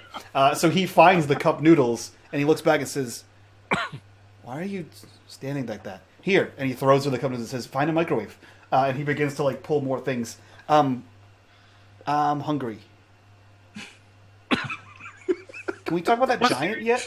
And he's like rummaging. Can we discuss the giant? I feel like I can tell you about the giant if you tell me your story. Pretty typical, I guess. I raised in an orphanage and I didn't like that, so I left. Orphanage? Yeah. Wow. And you can. So you don't have any parents. You hear his voice kind of go down, and he says, "No, I had them. That's kind of how I guess everything works, No, I lived with my dad for a while, and he died, and then I was put in an orphanage, and that place sucked, so I left. Me and a couple other guys, we left, and we've been on our own ever since. It's been pretty great. I have a sweet clubhouse. We have that car. We have all kinds of neat stuff. Wow, that's awesome. And if you get anything, he just sounds very immature. Like he hasn't quite hit that stride yet. Like the things he has are really cool, and he's more excited about telling you about the cool things he has than about the fact that you're doing whatever it is with that weird pose that you're doing. Yeah, she's not trying to. She's just trying to get to look cool, and But when he starts talking about orphanage and parents, he's obviously hitting this kind of a touchy subject for her, and she kind of says, "No parents. I mean, I'm sorry about your dad." That's okay. It was a while ago. I gotta tell you though, sometimes you can even be luckier if you didn't have parents. My parents are. I mean, it's kind of bad to say it, but I kind of envy you. I'd love to. Do you guys hang or anything? Yeah, I mean, and he like wrenches open another drawer. He was killed, but I mean, it's fine. But yeah, we have like a cool spot that and he closes it, opens another one. We have a cool spot that we hang out with, and I don't think girls were allowed. I can find out. And he closes another drawer. This is where do you hang out? Where do you She's I hang out, I guess, under the bridge in the industrial zone is where I mostly hang out. I mean, I haven't been doing this for very long. I'm maybe a week, almost 6.5 days. Yeah, no, that place is cool. There's like a lot of warehouses in there, and you can find like a lot of abandoned places in there. And then there's always food around because the workers down there, they just have like their pails out, and you can just easily get in and just take them and close them up. They don't even notice. I mean, I'm sure they notice when they go to lunch. Oh, they do? I'm sure they notice when they go to lunch, but I mean, they don't notice when you're taking it most of the time. So, yeah, it's a pretty cool place. I've been there. I got a lot to learn, I guess. Yeah.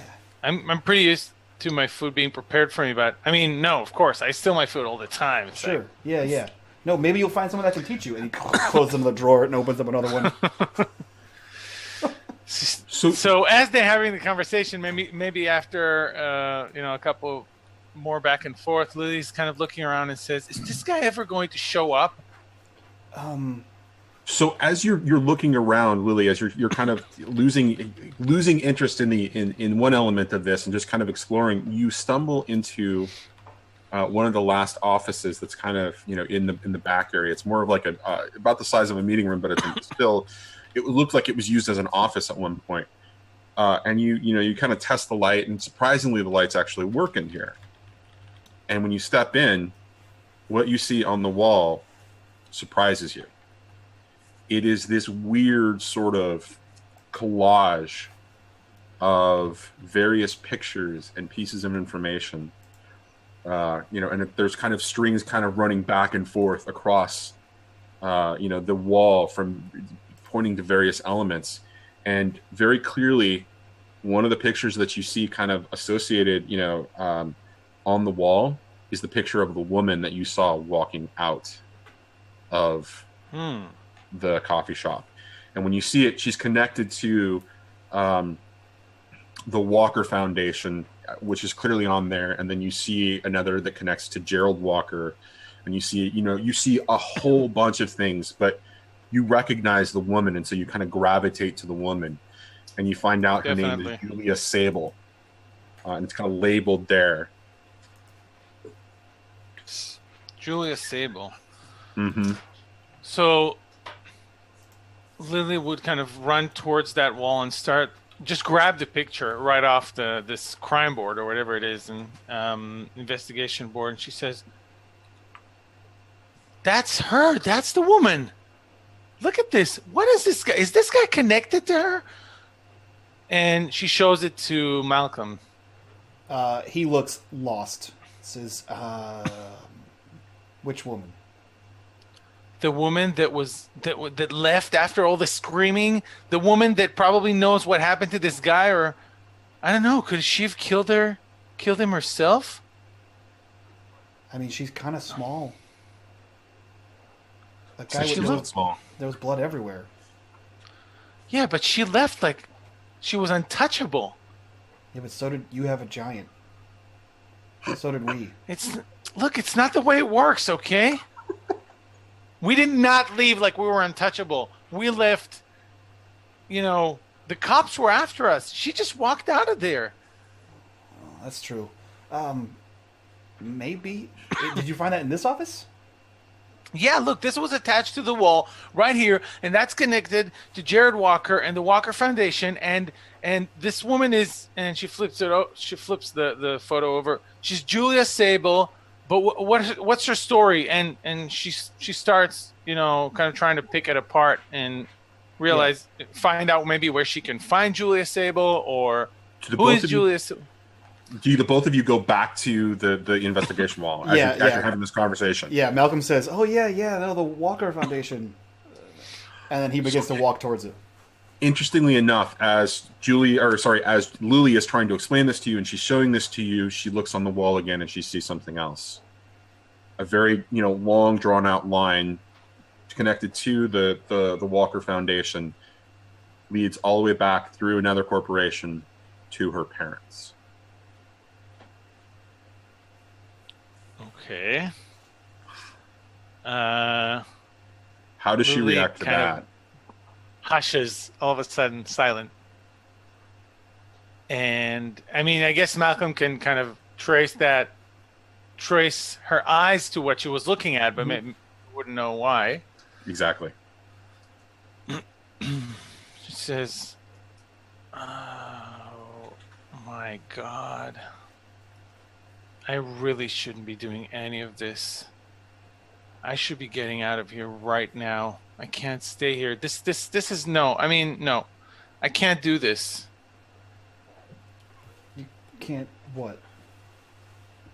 I can't do this. This woman is connected to my parents. Like They can't find me. I'm not going back. Forget about it. Okay, don't even try to convince me. Okay. And at that, Which is you hear from the doorway a knock. She already knows you exist. And when you both turn around, you're looking at the young woman. Oh, The you're one not that was dude. staring at you guys in the coffee shop. Hey, do you know Cal? Calvin? I just saw him today, yes. I'm aware of him, though. Okay. Do you know when he's coming? Where he's a ride? I don't think that they're coming here. Cal doesn't come here. No. He told us he's gonna pick us up in his car. They weren't heading this direction the last time I saw him. And there's a flicker for a second, and she's standing next to the burner board. This is my thing. I've been coming here for 6 months. All right. Nobody comes here except the real owner of this place, and she's kind of scary, and I kind of avoid her. But that's rare. She only occasionally comes here. So That's what Cal said. What does that even mean? You guys work for someone you're scared of? Well, I guess my parents' employees were like that. Cool. You're both Who the hell are super you? weird. That's for me to hold right here right now. She says, I don't. None of these, and she looks up at this. None of them know me yet, and I'd like to keep it that way. So I'm going to keep my name out of this. But she does know you, and she points to the picture in Lily's hand. She's aware of both of you, and I think that's going to be trouble for the both of you if you're not careful. He jabs her with his finger. Oh. Ow! Real. Stop. Sorry, you did you moved real fast. I wasn't sure if you were real. Oh, I'm sorry. I do that when I'm stressed and focusing on something else. And she makes to move around the room and kind of take a seat and begins to kind of pull out her. Let me check and see if Cal's gonna come. Okay, and cool, at that thanks. moment we're gonna cut, and Cal's gonna get a text. You really should come to your office. It comes from a number that says unknown sender.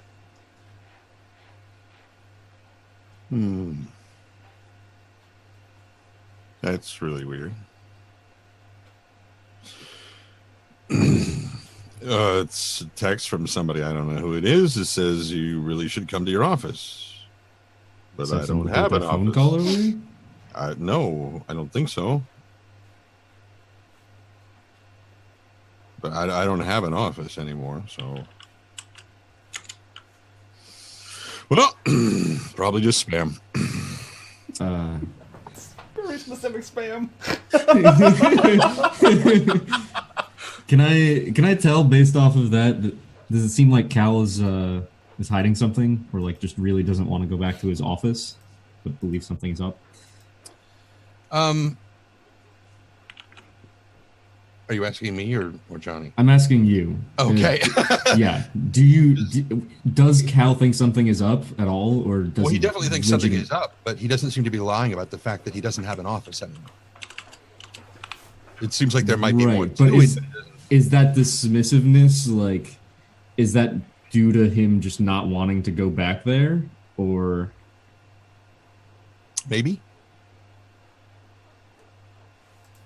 Would probably have to press to find out more. Are Second you text. sure that Now. Come on, now. You need to come now. I'm sorry, go on, Gio. I just wanted to make sure that came in as you were about to reinforce that. Sorry, is what? it more the same? Yeah. Just more insistent. It's odd kind of spam, don't you think? Who knows what these bots are throwing out these days? I really don't understand any of it. And, you know, it's maybe we should go check it out. I mean, I Hey, can show you where it is. It's not my office anymore. I mean, At that, to punctuate that statement, you get, oh, in case you forgot, and here's the address, and there's a link to, to Google, and there's a link that, there's just a bunch of things that just kind of like, and then the next one after that is you get a picture of the actual location on a map. Come on, please hurry. yeah. And it's just like they seem to be coming, firing, one after the other, and all's that Lily and Malcolm see as they're watching her. Just give me just a second, and you see her typing, and you hear it, but it's happening so fast. Her fingers look like it's a blur for just a second. It's just like, WTF is this? The next picture is Malcolm with a cup of soup. Listen, I mean, I can walk you back to your place, or I can walk you to the office and then back to your place. Either I don't way, need help walking there. I know where it is. It's just that's not what I'm saying. I'm saying, if you I think he's trying to hit him. if that's how your day's gonna end, is going back to your place alone, it seems like you might have wanted to extend that a bit. That's all I'm saying. Couldn't hurt, right? Walk down memory lane. these are not good memories. They don't have to be. I would really prefer that they were. Like I don't know who's sending this thing, but if the person sending these texts is the bitch that drove me out of my own business, I don't want to deal with her. Well, I kind of will. Kind of do, but I really don't. God, she's such a good lady. Oh my God.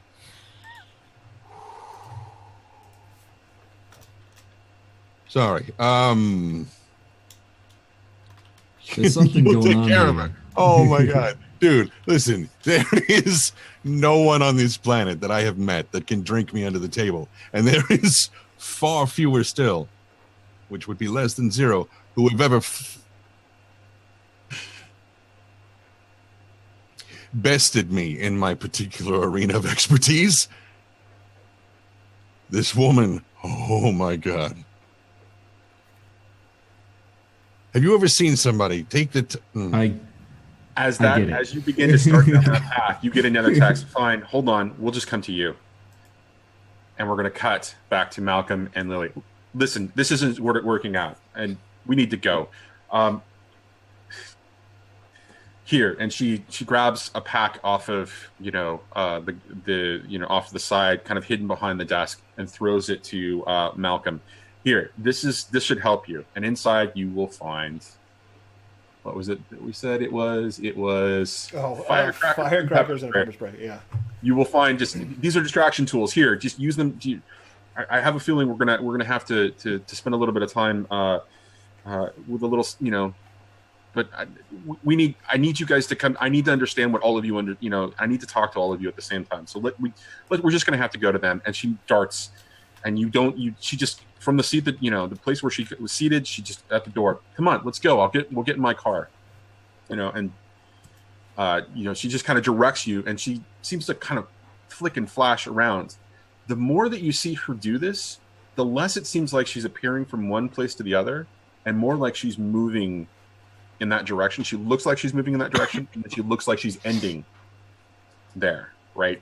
But it looks like it's happening very quickly. You don't see her between those 2 points, but you see the motion begin, and you see the motion end of her getting from one place to the other. Yeah. Come on, guys, let's go. And she's trying to, Lily, come on, You see Malcolm kind of like, yeah, but there's a cup of soup in the mud. Can I just... Oh, all right. 30 seconds. Smacks him.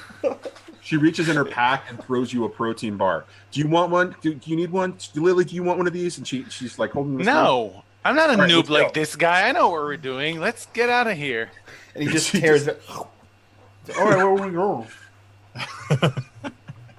And both of you jump into her, sleek little, 4-door, sedan kind of thing. But it's a really, and you begin to take off. We're going to cut to Cal and Geo. With that text, what are you doing? It says that they're coming to us. How do they? I don't know, where we man. are? These things, I don't know. I hope it's not her. Kind of.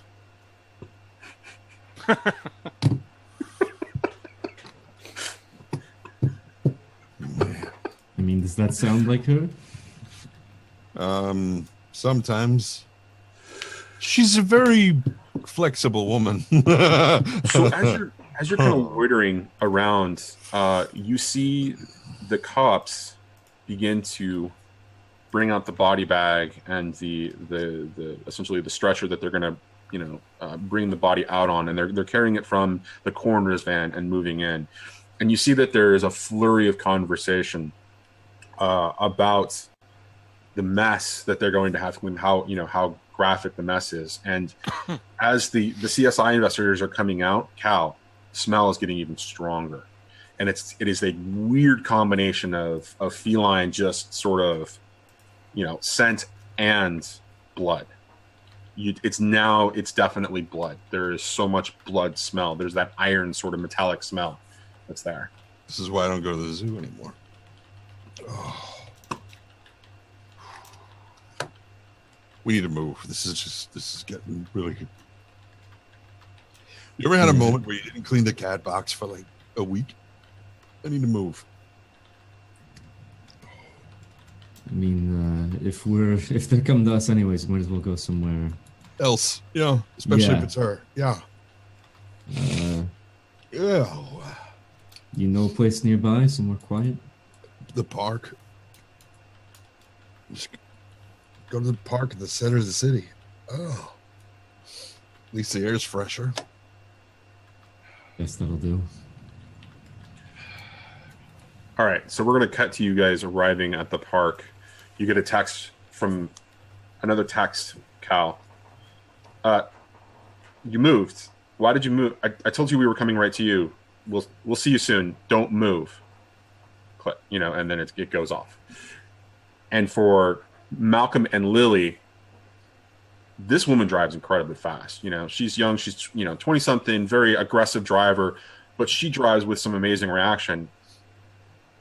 And when there are moments where she'll flash and you see her texting, like she's doing this and she's not even touching the wheel, and she'll be quickly texting and then she'll go back to the wheel.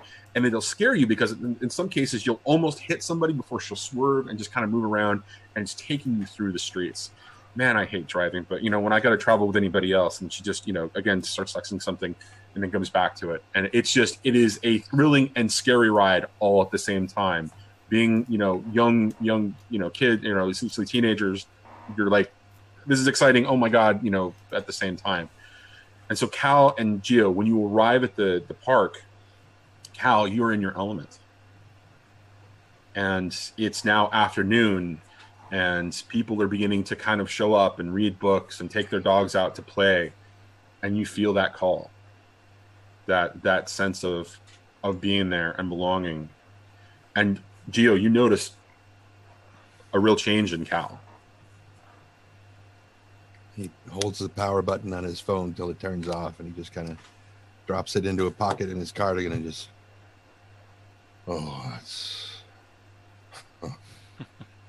that's a lot better.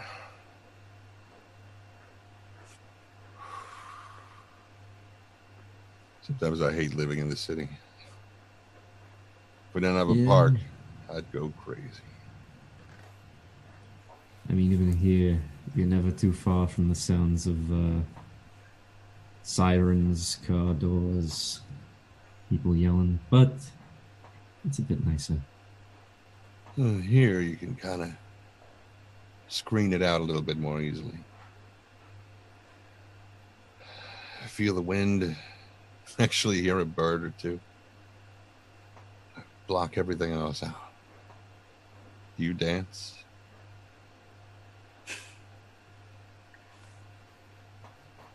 No. Do you dance? Not anymore. I can feel it, baby. So we're gonna cut to Lily and Malcolm driving up with a young woman in the car to the parking lot, and across the way you can see Cal and Gio sort of standing there having a conversation. And she's like, "Come on, we gotta go." And she steps out and immediately starts to head to them. Malcolm slides out, and he's got like chocolate on his lip, and he says, I think I got chocolate on your seat. Never mind. You're fine. And he like throws it, and he like throws you said chalk on his lips. I was like, "What are you eating?" And he like crinkles up the wrapper and throws it on the ground when he gets out of the car and begins walking towards wherever the hell that she got off to. Okay, what about Lily? Yeah, he's just gonna, follow suit and try to promote this, just figure out what's going on and why. How is Cal connected? What is this girl all about? She wants answers. She's looking for answers. This is connected to her family, and she's not playing anymore. Okay, so the young woman arrives first, greets Cal and Gio immediately. I'm glad to see that you're here. I'm glad you got my texts. I don't understand why you. Yes, that was me. And she holds up her phone, and you can see the converse, the texts that she was sending you. It said it was an unidentified. Why the hell would I have paid any attention to that? I don't know. I just needed to send you a message, and I asked you to do a very simple thing, and you didn't do that. I needed you to do that. I'm sorry, lady. I don't know who you are. I got no reason to do what. That's perfectly fine. But right now, it's important that I talk to all of you. And as Malcolm and Lily kind of walk up, Gio, you notice something really interesting about this woman. She moves faster than you've ever seen anybody move in her gestures. Mm-hmm. They still seem exaggerated, but when she's up, things just seem to kind of move a little bit, in intensity and very quickly. But it's clear that she's exaggerating them. Now, I'm sorry, I didn't mean to bring you. I meant to get to you at the table while you were in the coffee shop, but you started going different directions. Why couldn't you just stay in the same place for 5 minutes? Let's see. I had a meeting I had to go to. I wanted to get my caramel macchiato and get the fuck out of there. Then all of a sudden, somebody starts ripping some asshole apart back in the storeroom and comes walking out looking like it's like the and she points to the picture that Lily is still kind of clutching. Is it that person? Is it Julia Sable that we're talking about here? Is that who you saw? Sable. And he'll look at the thing and ooh. Yes. All right. So who are you? That's not I important. second that. Who are you? The fuck no, I'm sorry. That is not important right now. I'm not telling you. And he just starts skipping off through the forest. Through the literally, hey, you're not going anywhere. Literally literally skipping. And for those who can see it, leaving cloven hoof prints in the dirt. Hey, eat your noodles. I don't think he cares. You'll have better luck if you actually spend some time talking to that one. So, are you actively trying to get away from this situation? Okay, because Lily's gonna stop him. If she doesn't, Lily will.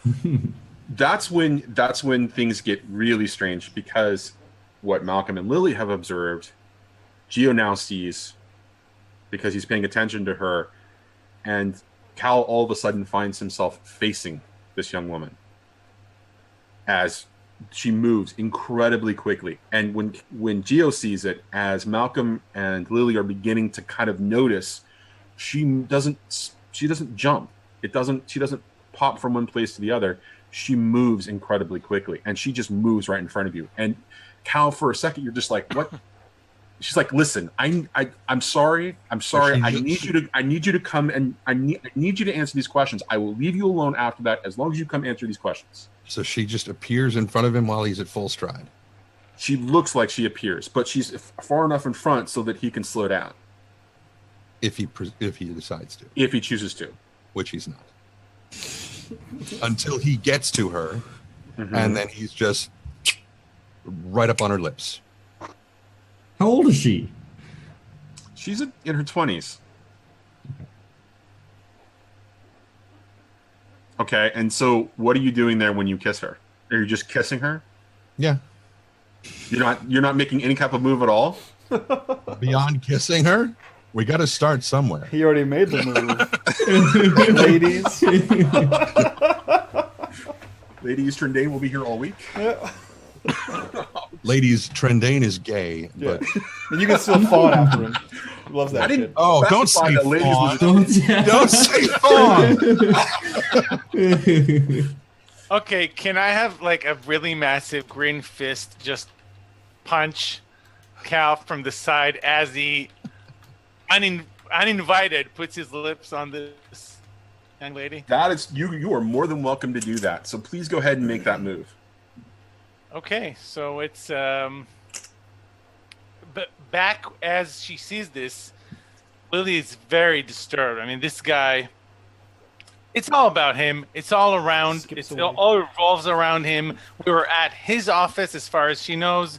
He's got that that grid where her parents are connected, and now this woman he's not playing along, and she's trying to catch him, and he kisses her without any warning.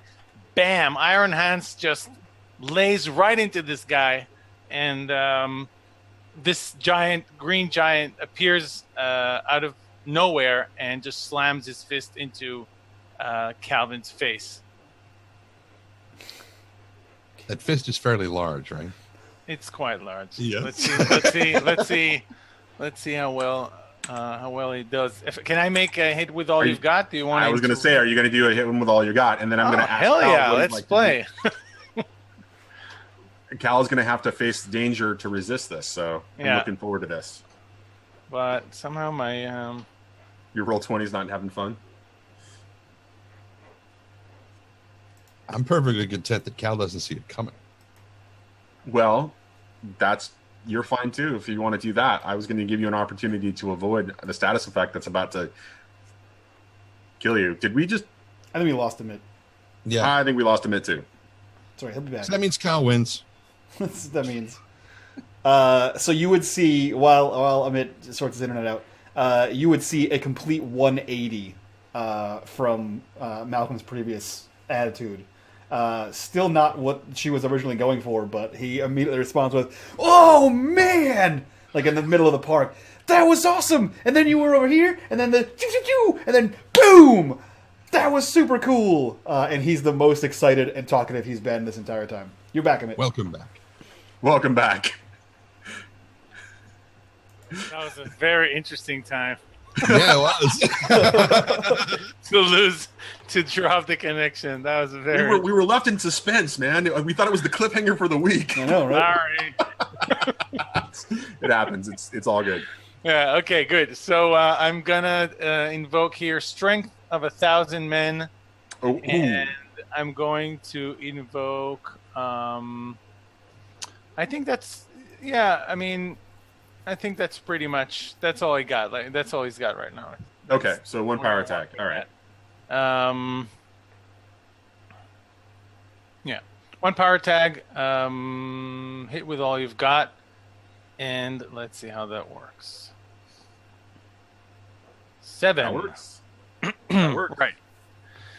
So describe it to us.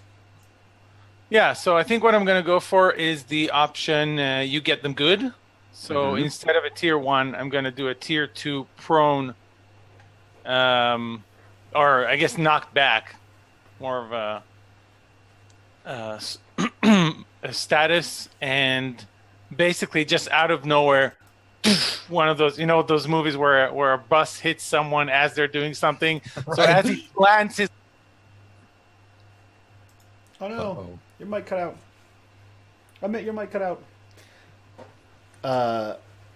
So yeah. As he plants his lips, boom, the hands just smacks him, and I guess just for effect, he maybe, gets knocked back like 20 feet and crashes into the grass further down the park. And then you hear Malcolm lose his mind. That was so cool! And you just, bam! You got him! What else can it do? Like, it did the door thing, and then you punch the guy? Can you, like, make it do tricks? Like, what is it? What kind of...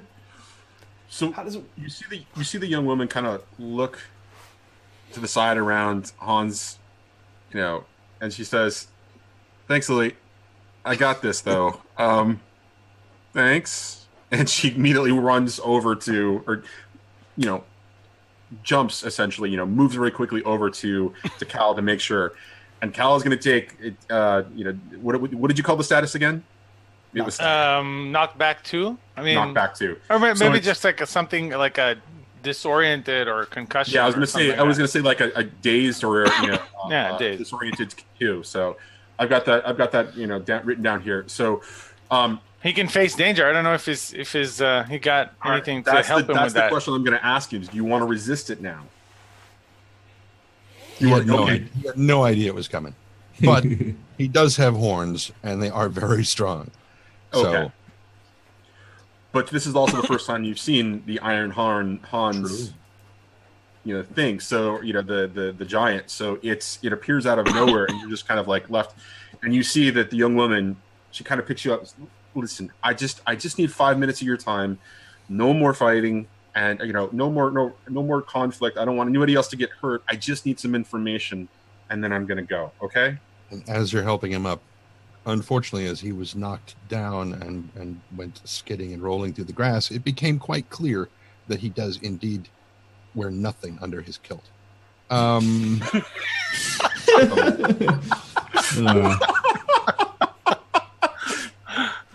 Well placed, sir. Well placed. I know.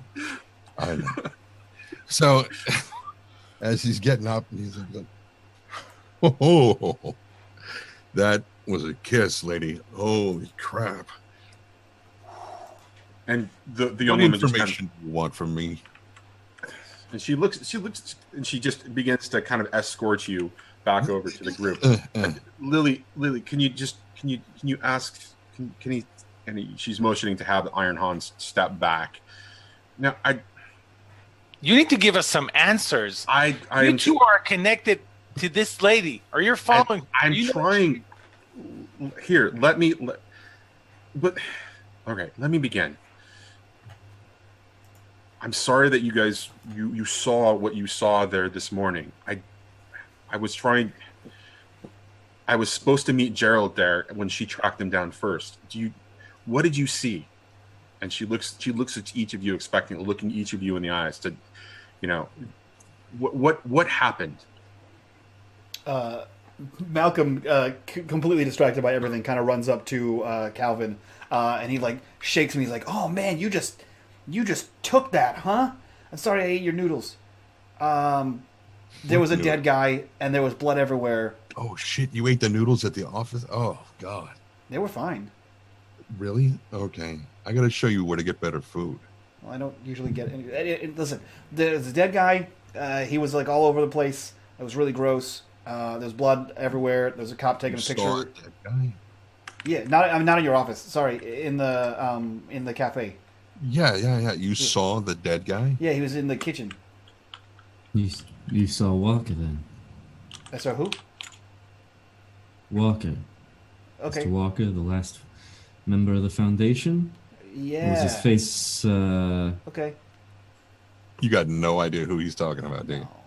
I didn't think so. Yeah, no. But the Lily, you said something about walking Foundation? The Foundation? It's on her board, or Yeah. his board, or someone's board. What It board? says everything's connected. There's a Yeah. there's a crime board at your office. Connected to this. Okay, And he picked up a hang picture on. of Julia. He holds up a And she- picture of look, Julia.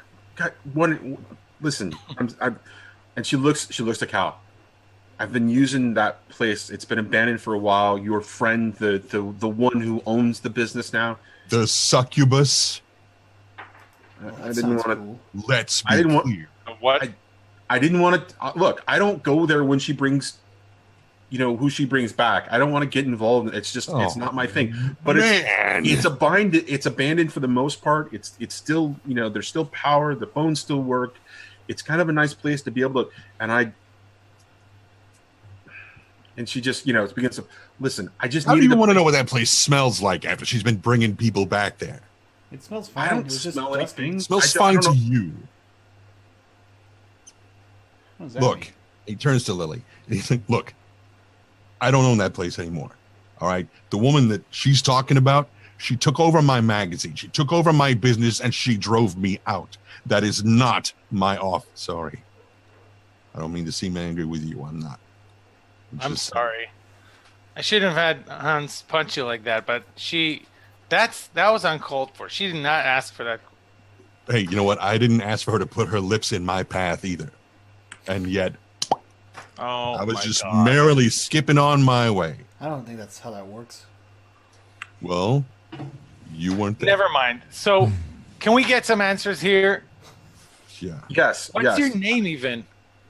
Cal. That's not important. As I told you before, Libby, I am not telling you my name.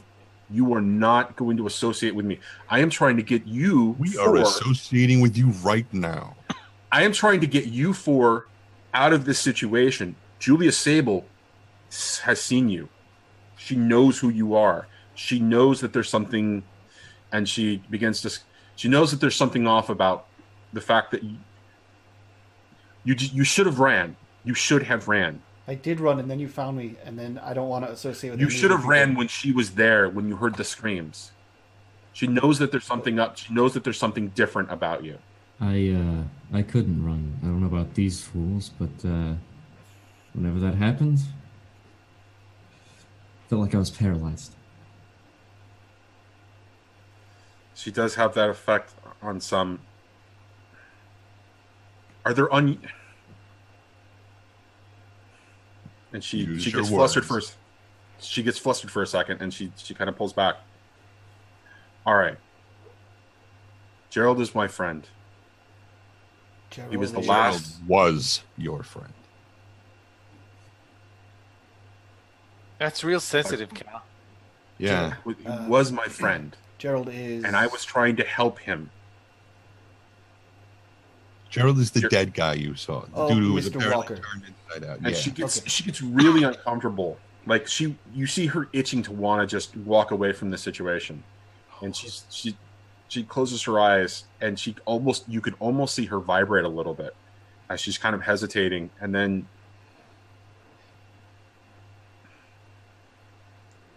Gerald was supposed to meet me there, and we were supposed to get him to safety. I had arranged for safety. It's complicated. I feel like you're not. Well, good why at don't that. you uncomplicate it for us? Who's Julia Sable? What does she want? Why did she She's kill this guy? hunting people. And how are you going to get her to unknow us?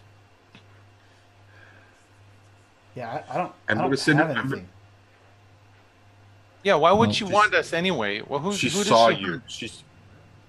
Yeah, The but I fact that you stayed there and saw her, she's going to hunt you down. yeah, but a lot of people saw her there.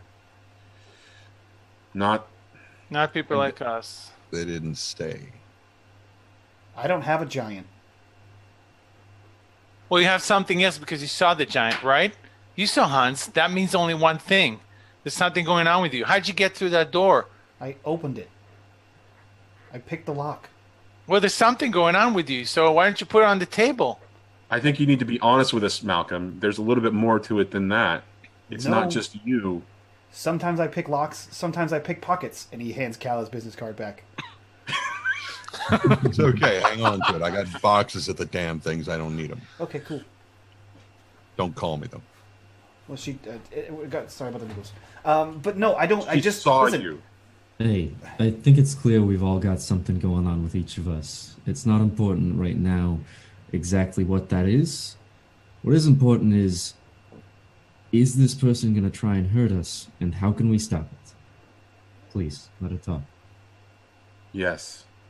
Yes. She's going to eventually come from all of you. You saw her. You saw what she did. You can connect her. And the Walker Foundation. That board you saw, and she points to Lily, that your parents associated, that isn't a chance. That isn't by chance.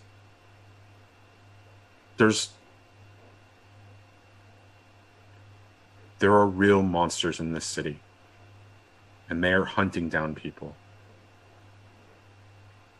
Real, honest to good people.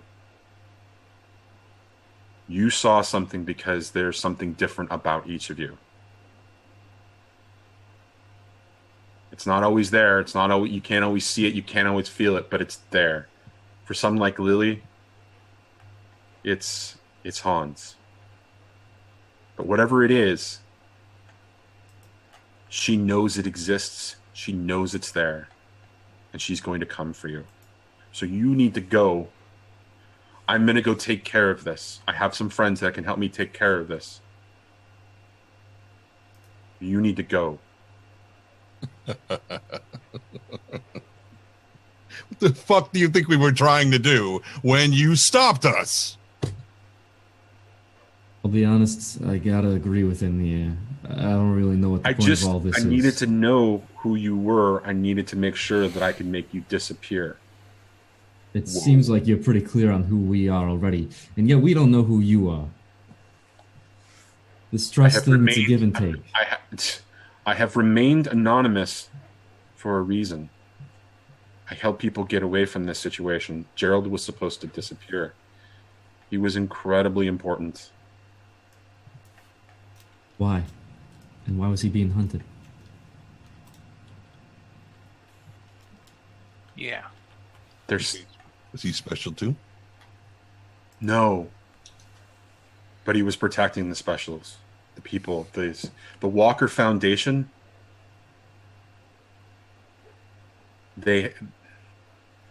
Julia Sable and her, and I use this word lightly, friends, have been systematically hunting down people who work for the Walker Foundation. It's not been obvious at first, but now, and look, you really need to, and she's starting to get flushed. Okay, look, I'm just going to ask because I feel like I'm the only one here that doesn't know what's the Walker Foundation. So it would be explained that it is an organization that helps to take care of people with mental health, mental disabilities, helps with the homeless, helps with orphan children. Something that actually you would know something about. The orphanage that you were originally at probably would have been sponsored by the Walker Foundation. Yeah, but he left when he was a child, like less than 10, and can barely read. So right, and so you would have, this is the kind of thing that you probably would have ignored, and so you might have heard the name, but other than that, it would have been, something that you would just walk away from. Yep. Look. So why? That doesn't make any sense, though. They seem like pretty okay guys. I mean, the people that are after them are not okay. Right. Gerald was the last Okay, people don't kill people. person responsible. I think of it like a hostile takeover. Oh, I You know could- those. Like pirates. Yeah. Whatever. You really you need to go. She's going to come for you. Go where? You were walking off into the glade, and she kind of motions off to the distance and where you were heading off So into the I- distance. So I can go now, and you're not going to put any part of your body in my way again? Gross. Try it, kid. It's not that bad. No, you're a dude. Try it, kid. It's not that bad. And he hands you back your card again. Listen, you're telling me that this woman knows who my parents are working with? What's going on behind my parents' company? I want to find her. Why? I'm Why would going you to want to find put yourself in danger? She's only going to present danger to you. Because I want to discover what the hell happened and how I got into this mess. What's her name? Julia Sable? Right. How do you find people in the Wait, city? how did you? Can I Google her? You said that you were living on your own for like a week. Where did you come from? Is that really important right now? Kind of. I know a lot of people that live on the street, and I don't know you. And you said you've been there for a week, and I have a lot of friends in a lot of places, and I do a lot of stuff, and I know a lot of people, and I don't know you. Look, I did something real stupid, okay? I stole something from my parents, A but giant? Did you steal a giant? I don't know. I don't know what I stole. Bet it was a giant. I just know I just know they're running after me. They're after me. Who is? And I'm running away from them. And who and is- they were totally not who I thought they were, although I always felt there was something wrong. I need to find that lady if she knows something about that. I don't care. I don't care if she's scared. Han's gonna protect me. But who's running after you? Like people like I don't like the cops because I sometimes doors open, and I don't break into them, and sometimes Yeah, things find their way into my they just open. pockets. Yeah, exactly. pop out. And then his card, and he didn't have any money in the pocket, and something like that happens, and the cops look for me, but they're just regular cops. You seem like you have bad guys looking for you. At that moment, there's a certain particular smell that Cal kind of picks up on the wind off in the distance. Very, very familiar, very feeling. You're making a weird face. Yeah, she's coming. How do people know this stuff? Look, you smell like a bunch of dudes, okay? I am a dude. No, you smell like a bunch of guys. I have a bunch of dude friends. Thank you. Can I ask a question? Yes. What does Iron Hans smell like? Stinky. Like a centuries-old Viking. Yeah.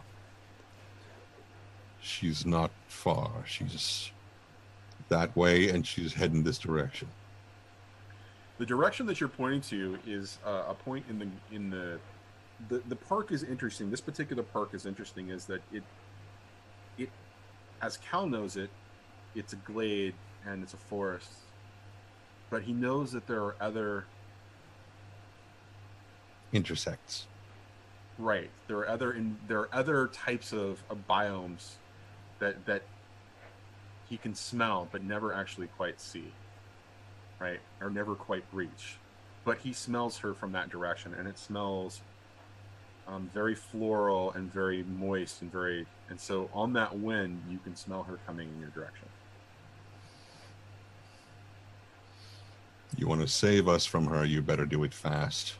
I'm telling you, you need to leave. If she's coming here, then you all need to split. I can get away. It's not a problem. But I can't be seen by her. She's going to find me too, and then she's going to hurt even more of my friends and the people I've already protected.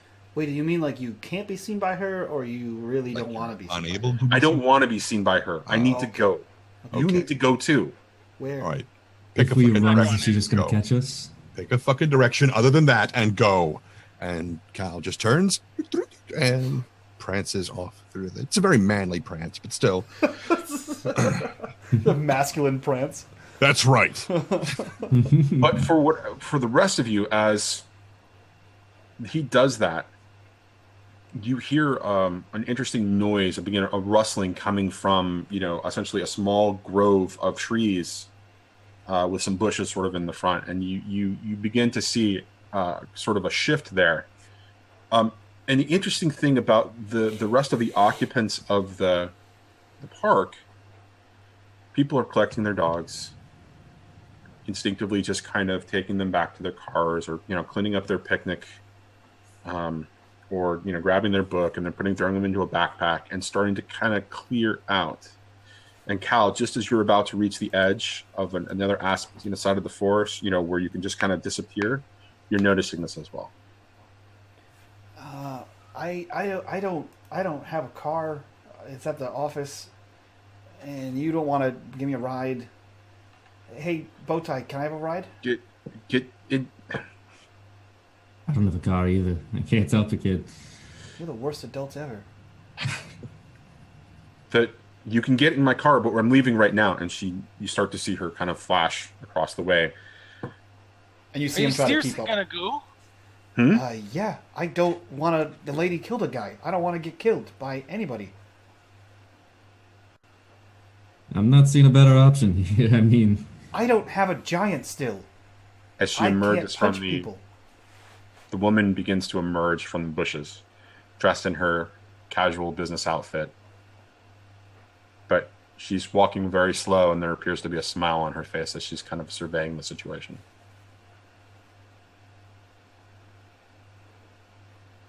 running for the car.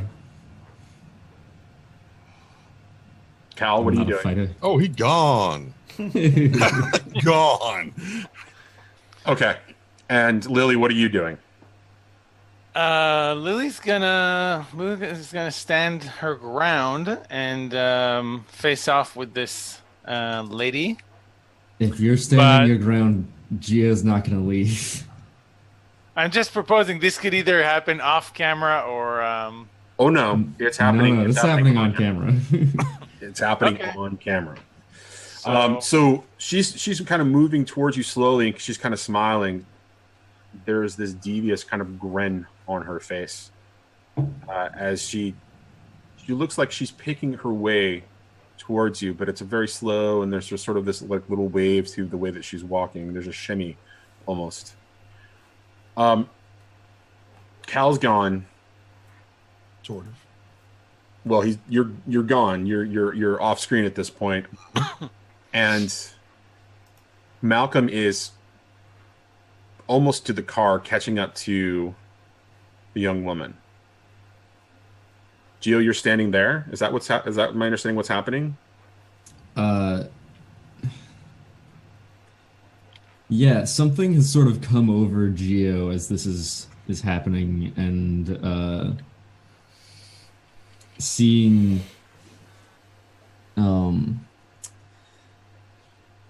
Lily wanting to stand her ground. He doesn't want to run. He cares a little too much, and he's basically standing right next to her, and just sort of raises his arms like ready to accept this woman in, basically. What's new, pussycat? There you go. Oh, that's awful. I figured one of us was going to go for something like that. Okay, so she is starting to move even slower as she kind of picks her way. And you can see that there's something really off about her. It's hard to see her as a person. There's like a little shimmy and a shiver. And she walks up, and she's walking very slowly, but she's getting very close to you now at this point as she kind of approaches the two of you. right. Hans is going to kind of stand on top of us so that we're contained. Right? He's totally he's made out of magic or energy or whatever, so he's not he's tangible, but he's not necessarily solid. So he's kind of standing as a barrier, Mhm. and Lily would shout, "Spit it out! What's your story? What did you do? What did you do over there? And how are you related to Chow Industries?" All in good time, my dear. Right before I vivisect you. But first, that's a curious thing you have there. You need to return that. I think your parents are missing it. I'm not going back, and I'm not returning anything. You better start talking before I get angry. Oh, it's already past that time. You need to go home, little girl. Now, this one, on the other hand, looks like a tasty morsel. And she begins to kind of slink her way sort of around, kind of angling, just, kind of doing the whole cat slinking kind of a thing, more angling towards Geos. And, as the two of you are standing side by side, and Iron Hans is just kind of like around you. She's just kind of slinking around, looking for an angle of attack on Geo. So why don't you tell me a little bit about yourself? Why This is is- it? What did the walkers ever do to you? This isn't a time for exposition. Oh, come on now. I Time thought cats for- like to play with their food. Oh, I do. And she immediately jumps and tries to take a swipe at Geo. So I'm a little unclear here about the protection that Iron Hans provides in this particular case. What is that? How is that going to play out? It's just like any other tag. If you're going to try and hit Geo, maybe I can try and go toe to toe and block her before she gets there. That's kind of what I was trying to understand. So yes, she is going to go in for Geo full force. So going toe to toe makes a lot of sense there. Right. So yeah. So that's what what Okay. Hans is going to try, and he's just going to try and block her. Okay. I'm gonna invoke here indestructible energy body Mm-hmm. and strength of 1,000 men. Okay. And I'm really I hoping think that that's- RNG is not your friend right now. This would be a very good time for RNG not to be. Well, that's two tags. I think I have Yep. it all set Go for up correctly, and I'm going toe to toe. Okay. So you get one of those options. Which option? Yeah, so I can either do something to her, but she still gets Geo. I can block her, but she might be able to get me and either Hans or Lily, and or I can protect myself, but you still be. Anyway, I have 3 options, and I have to choose one. So I'm gonna go with protecting Geo in this case. So Hans is gonna block. Lily's gonna shout, "Hans, no, don't let her!" And he's going to focus on protecting Geo. How does he focus on protecting Geo? Like what action does the manifestation Iron Hans do? Does he? He just knock puts him- his energy hand in her path, and Right. just kind of either smacks her aside, or she just hits a wall of energy basically on her way there, as she's pouncing. Okay, so that happens, and as a she kind of reacts and just kind of worms her way around that, but is deflected from attacking Geo. In the move, as Iron Hans begins to to do that, he's exposing Lily just a little bit from the backside, and so she is just kind of able to come around and to move in and take a swipe at at Lily. Do you want to make a move like face danger there, or do you don't want to take the attack? Yeah, I know. I'll face Okay. danger. Okay. What kind of status am I gonna get if I don't succeed? You were gonna get let's see. Like, is she slashing me, or? It's it's more intense than just slashing, right? It's multiple claw marks, so it's sort of like it's a vicious sort of gash. So Claude something. Say what? Claude something. Yeah, let's call it Claude Rains. Claude 2. Claude 2. Okay, so can I I have. assist in this in any way? Yeah, I don't know. I don't think so, unless you want my intent would unless be you to want to cause- unless you want to jump in and go toe to toe with her. I mean, I was thinking more of like a distraction. you can So- change the game. So Malcolm Perhaps. might jump in and go toe to toe with her. Unfortunately, one of my identities is no one else dies.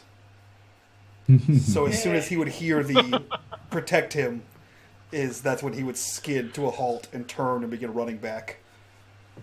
Running back, Yeah, well, I mean, he was running following Zippy Zap Girl. right? But he would be running back. He would be running back.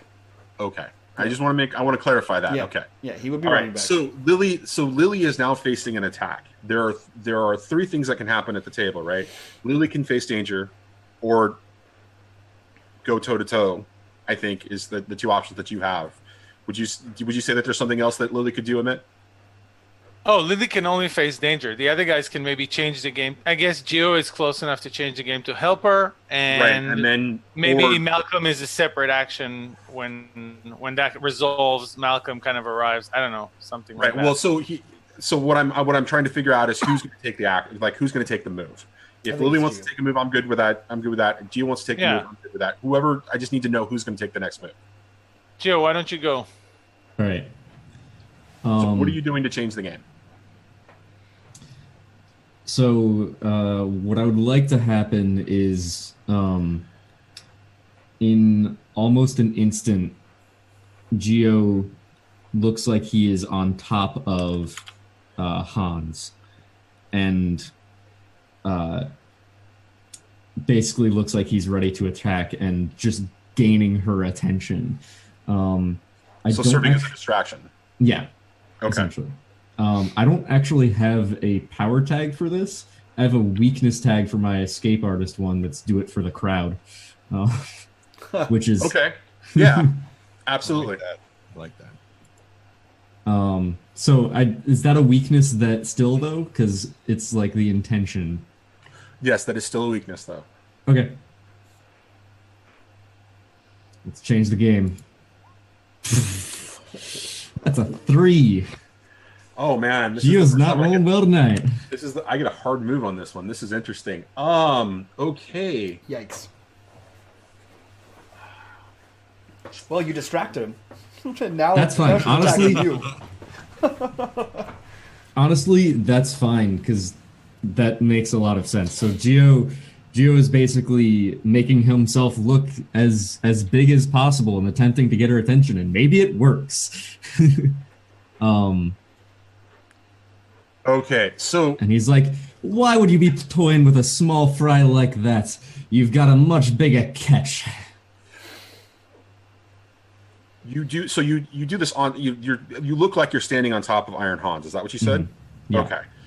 So you try to do this big flourish, right? And so instead of that, instead of it actually distracting her, Julia Sable, her reaction or her intent is still the same. She's moving in to attack Lily. However, because you failed so horribly, you're doing this big flourish and you kind of slip and you fall and you fall prone for a second and you've got a stun status 1 for the moment. And it's a temporary effect, but it's enough to be able to catch you off guard, and you're lying prone for a second, kind of under Iron Hans, right? As the Sable comes in and makes the attack, and so now I think it's time for Lily to face danger. Yep. It's humbling. Okay, so I got one tag, basic self-defense, and I'm going to face danger. Oh, I get man. blast. Wow. Okay, so clause 2 essentially. Let's call it gash 2, right? Sure. A nice slash of gash 2.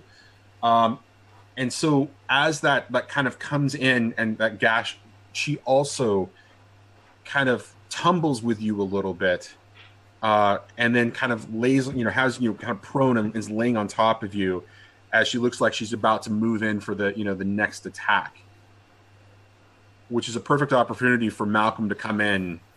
Yeah. So we're in like a Central Park kind of situation, right? Yes. So there's kind of trees all around. There's a little bit of shadows everywhere. Yep. So yeah, you would see that he is barreling down this, I assume, like pebble rocky path or whatever it is. Right. And I'm going to use parkour because he plants his feet and then launches into this woman. And I'm going to use living shadow because under the guise of the shadow of trees, the shadow extends and grabs her and is going to help pull her off of Lily. And I'm going to roll go toe to toe. No, this is not toe to toe because you are not facing her straight down. She actually has Lily prone. Okay. So you actually can hit him with all you got, which actually seems like a much better move. Sure. And when you roll it, it should give you a better result if you succeed. Suck it. Nice. Cool. So let's see here. I hate you, Mike. Yeah. What are you doing to this one? What are you doing to the disable? So I'm going to increase tier. And if it's in your ability to move them, they are out of the way. I'm going to move them out of the way. Yeah. So basically, I'm going to inflict tier 3 stunned, I guess. Because I'm running out of nowhere. I think she's like on all fours, and I'm just going to collide with her and like send her sprawling across. And the shadow kind of gives her a yank to force her away. So basically, I want her off of Lily, and then she takes like stunned or bludgeoned or.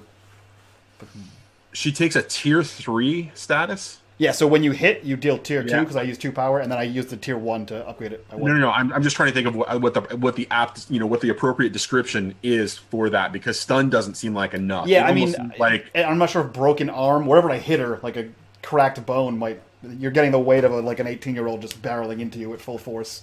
So like a broken bone might be more applicable. I'm not sure. Yeah, let's call that cracked ribs. Okay. Yeah, so cracked rib 3, and he just shoulders down and just boof charges into her and sends her sprawling over the side. And she starts rolling, and she goes back like 10 feet, right? And so it gives Lily a moment to kind of recover as the sable just kind of rolls and then just kind of rights herself and is grabbing her side. But it's at that you see that she's changing a little bit more. She's becoming more cat-like, and she's starting to go down onto all fours, kind of slinking around, as she makes her next kind of, assessing the situation and kind of looking around. You're more formidable than I expected. You're not my normal prey. Gerald was a tasty bit of prize this morning. And she kind of slinks around again, and she's angling towards Lily again because she realizes that Lily controls Hans, and he is the biggest threat. So she's giving you a moment as she assesses the situation, and you can again see that she's favoring her right side a little bit because of the cracked ribs. Well, it just gets up as fast as she can. She is bleeding from this gash in her shoulder, maybe, and she kind of very quickly places herself, I guess, right next to Malcolm, but almost ready to be back to back because she feels like instinctively she feels this is a superior foe in terms of instinct and fighting ability. So I guess this is more of a kind of a talking moment where Lily kind of asks Malcolm, "What do we do? What do we do?" The plan is still run. You're just also dumb. We're not going to be able to outrun her. It's time to take her down. You already. She's almost there. We just got to hit her again. I don't think that's how this works. You're bleeding. She knows everything we need to know. I'm taking her down. Fuck. God damn. As she's moving into a position, just kind of angling in such a way that where she's got a clear attack on Lily. So Malcolm motions it, like he bumps her and says, "Reach into the backpack." And in the backpack, You'll find one of two things, whichever one you grab: firecrackers or a mace. I was waiting for that. Like to be mace, not like a club. Pepper spray. Yeah, that's the mace. word. Mace will work. It's a big backpack. She'll grab the mace, I guess. That would be more to the point. Yeah. Okay, and Yeah, so what do I do with it? Spray her in the face. and at that she springs to attack, going full claws in towards Lily. Okay. Now, do you want to use? Is that a tag? Is that mace a tag? Yeah, it would be a tag. It's an It would be a tag. power tag. Cool. I guess it works pretty well with basic self-defense. Absolutely, And- unless you want. I mean, Iron Hans could come back and also support you, knock her, and then you can make your attack on her, or you can spray her and then knock her. However you want to do that, like a sort of a 1-2 sort of a move kind of a thing, right? You can face the danger in this situation and then immediately, hit her with all you got, essentially. Yeah, I could, but I don't think she's gonna wait for her to slash her again. She's just gonna run right at her, and I mean, she's stupid. She's stupid. I'm not saying she's like really a strategic mastermind right now. Right, she's just right. going at it. So she's just gonna spray her in the face, and She's going to go toe to toe then. she's gonna go toe to toe, and if Excellent. anything bad happens, Hans is gonna try and block whatever. So Okay, sounds great. So that's 2 tags for going toe to toe, and so that would be the mace. I guess I'm just gonna mark anything here, and the mace and the basic self defense. Okay, Johnny, what is she wearing? the woman. Mhm. Basically business casual wear. She have a And coat she's on? got. Yes, Okay. It's still a little bit chilly. it is spring. Okay, Nice. claws out, jumping towards you. You get her full in the face. Describe what that's like.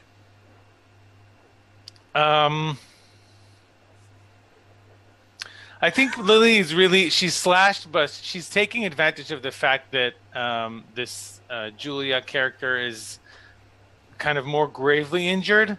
Right. So and she's taking advantage of the fact that she knows that Hans is going to protect her. So she's Right. just going at an all-out, right at her face, spraying her with the mace in a very, not elegant way, just right at it. And I think that Julia would probably, you correct me if I'm wrong, she would probably get her claws right through Lily if it wasn't for Hans. But I think in this case, Hans is actually blocking. So I'm going to choose the option you block, dodge, or counter their best attempts to protect from any status that you want to tack on me. And I'm gonna choose you get them good, inflicting a status with tier equals power. So my power was 2, and that would be, let's say, She's gonna. blinded 2 or something like That's that. exactly where I was gonna go with blinded 2. Right. So she Hans is able to block, and so she just kind of gets batted away, but at the same time, because Hans has that, he's corporeal but also intangible kind of a thing, you're able to you work in tandem with him. It's almost it's a seamless, and you get that spray into her face, and she gets knocked as that, and she takes the status 2, and then kind of tumbles again, and she's just kind of wiping at her face and just kind of stepping back.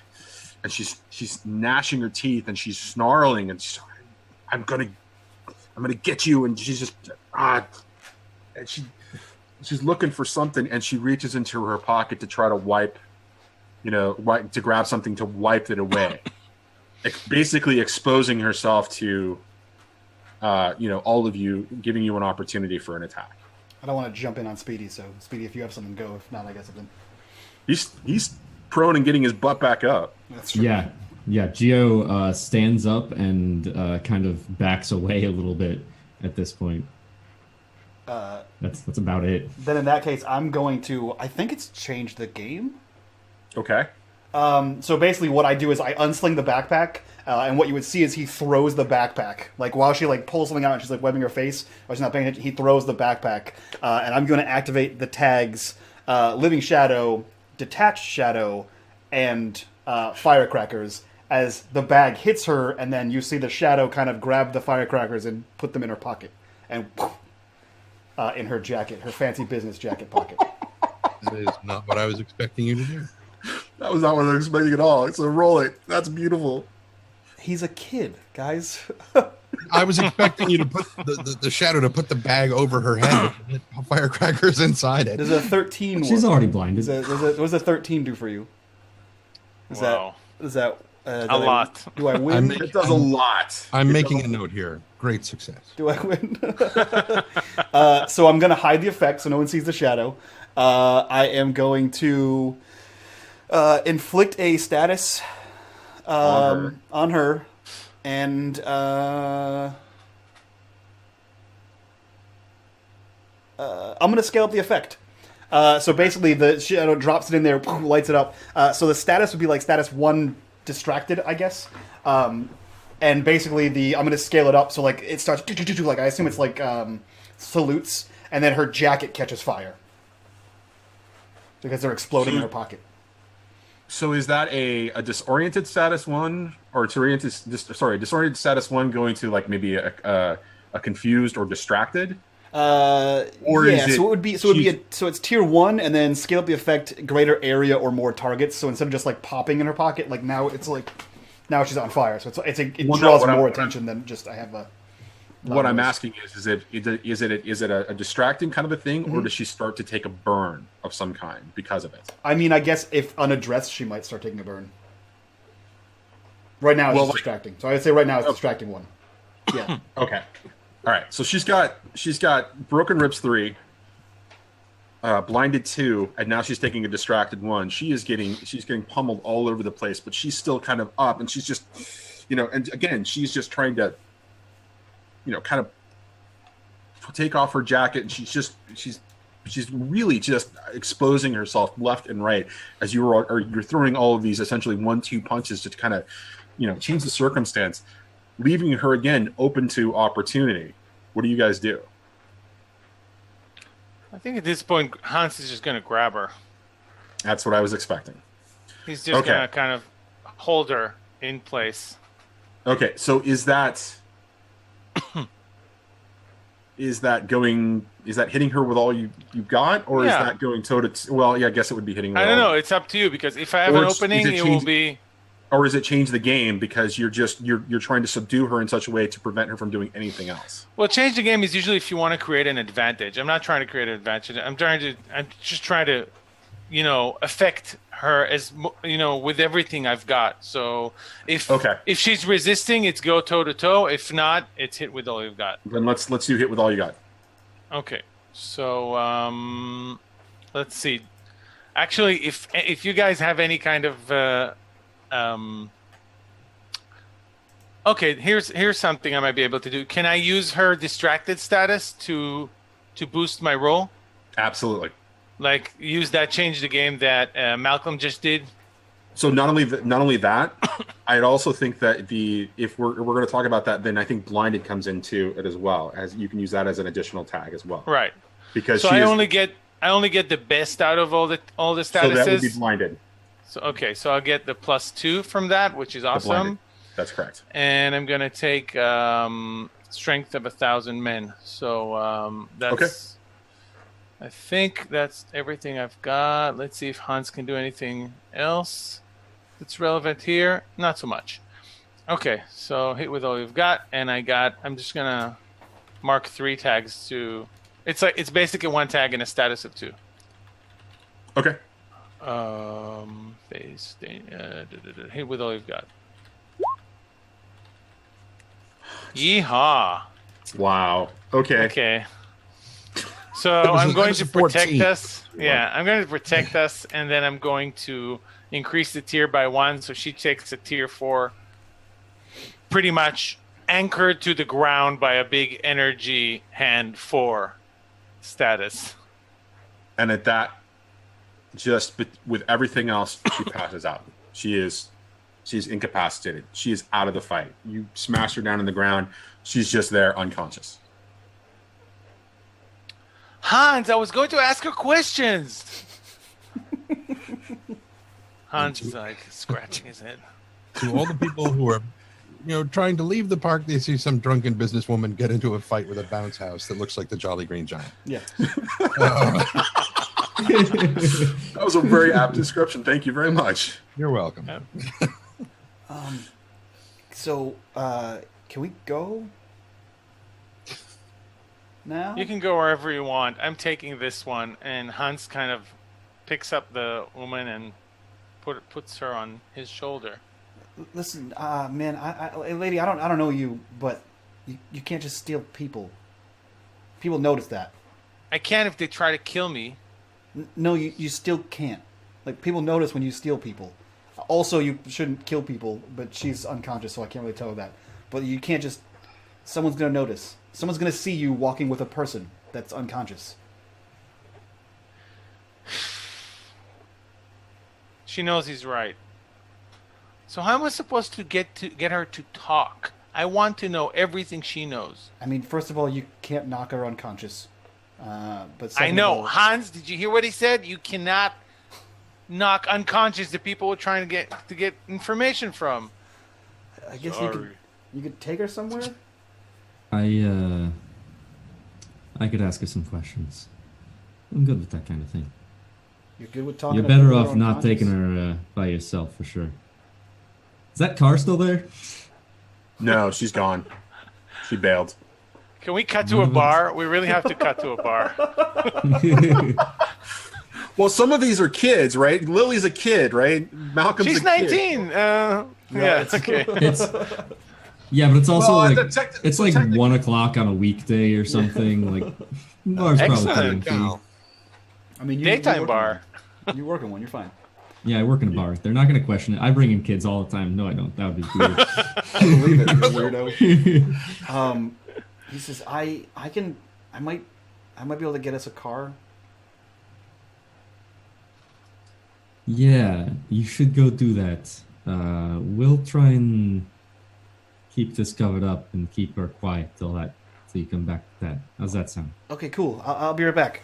And he's gonna go try to find one of the cars that doesn't have people going to it. And I'm going to, I think, change the game, right? To make a thing. I'm basically making a car.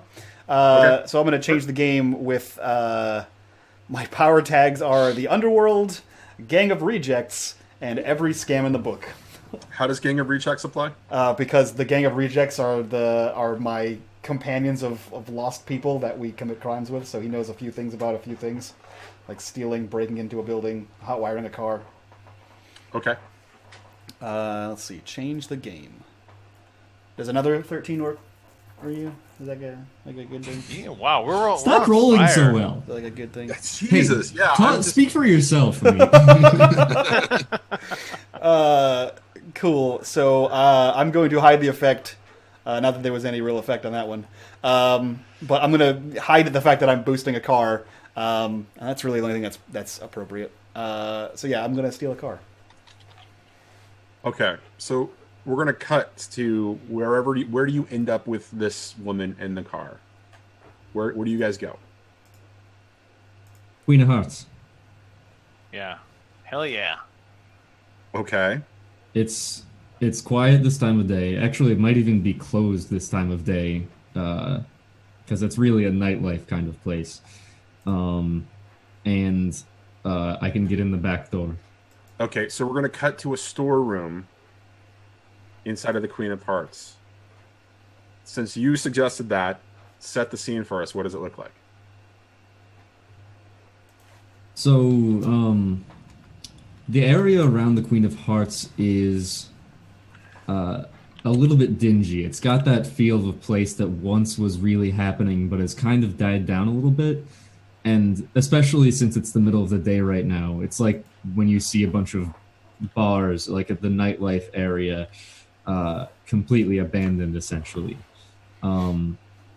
Sure, it'll be nicer when it'll be a little bit more lively when nighttime comes, but it's still not the biggest place to go.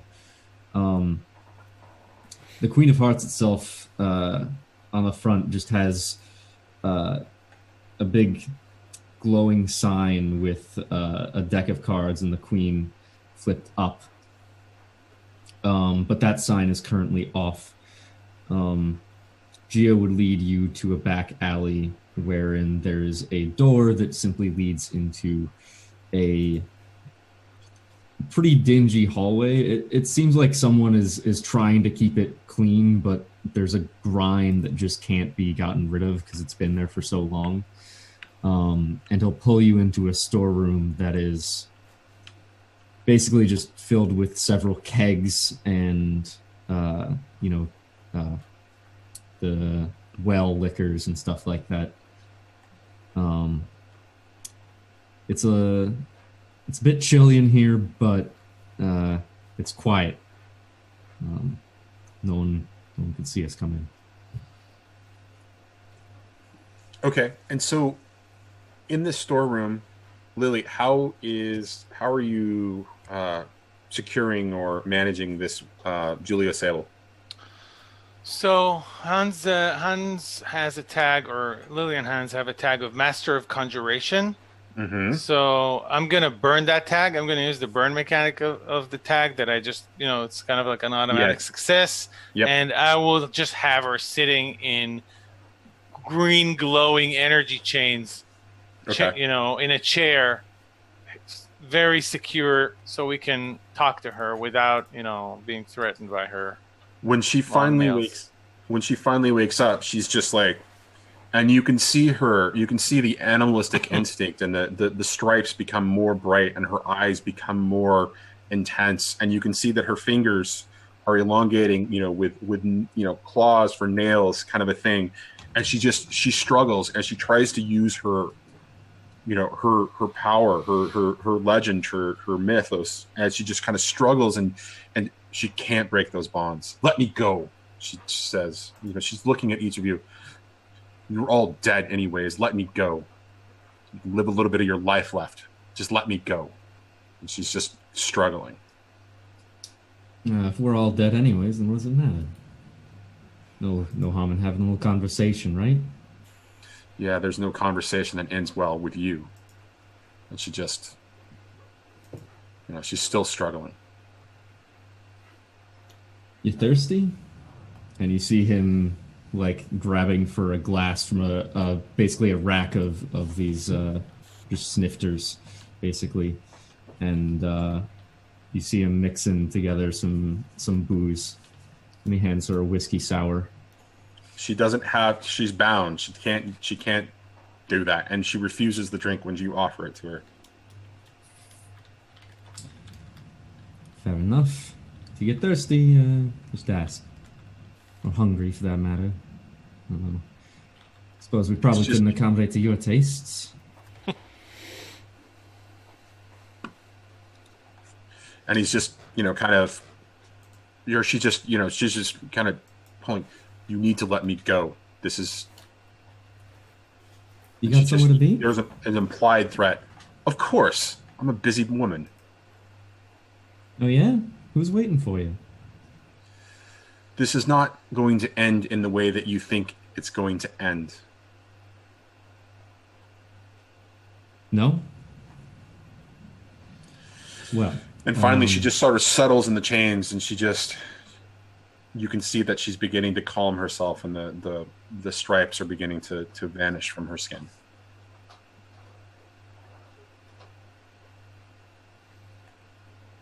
Hmm.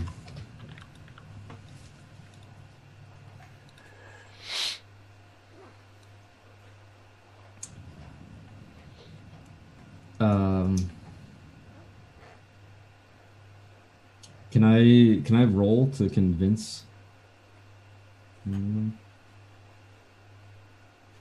Sorry, my mute button wasn't working correctly. Sure, but what are you trying to convince her with? Tell us what you're trying to do.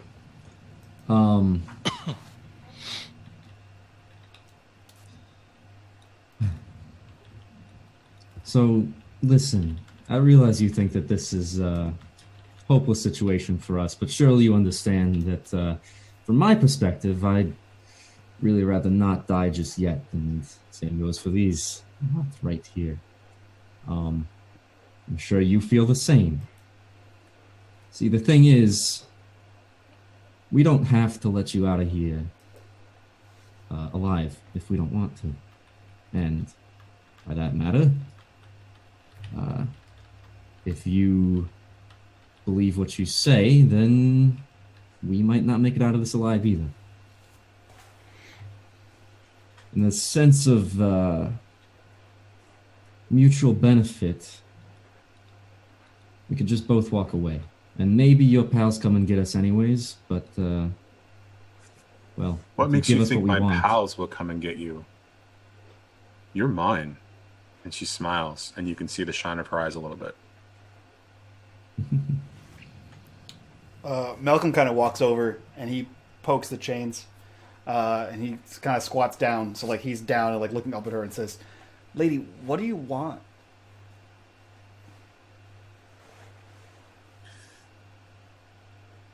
I got what I wanted today. Like, I get it, she has a giant, and that's super cool, but like he just has like a cool hat and a bow tie, and the other guy was just like a really nice guy, and like I'm just a kid, and the other lady was real fast, but I don't know where she went. So why are you chasing everybody?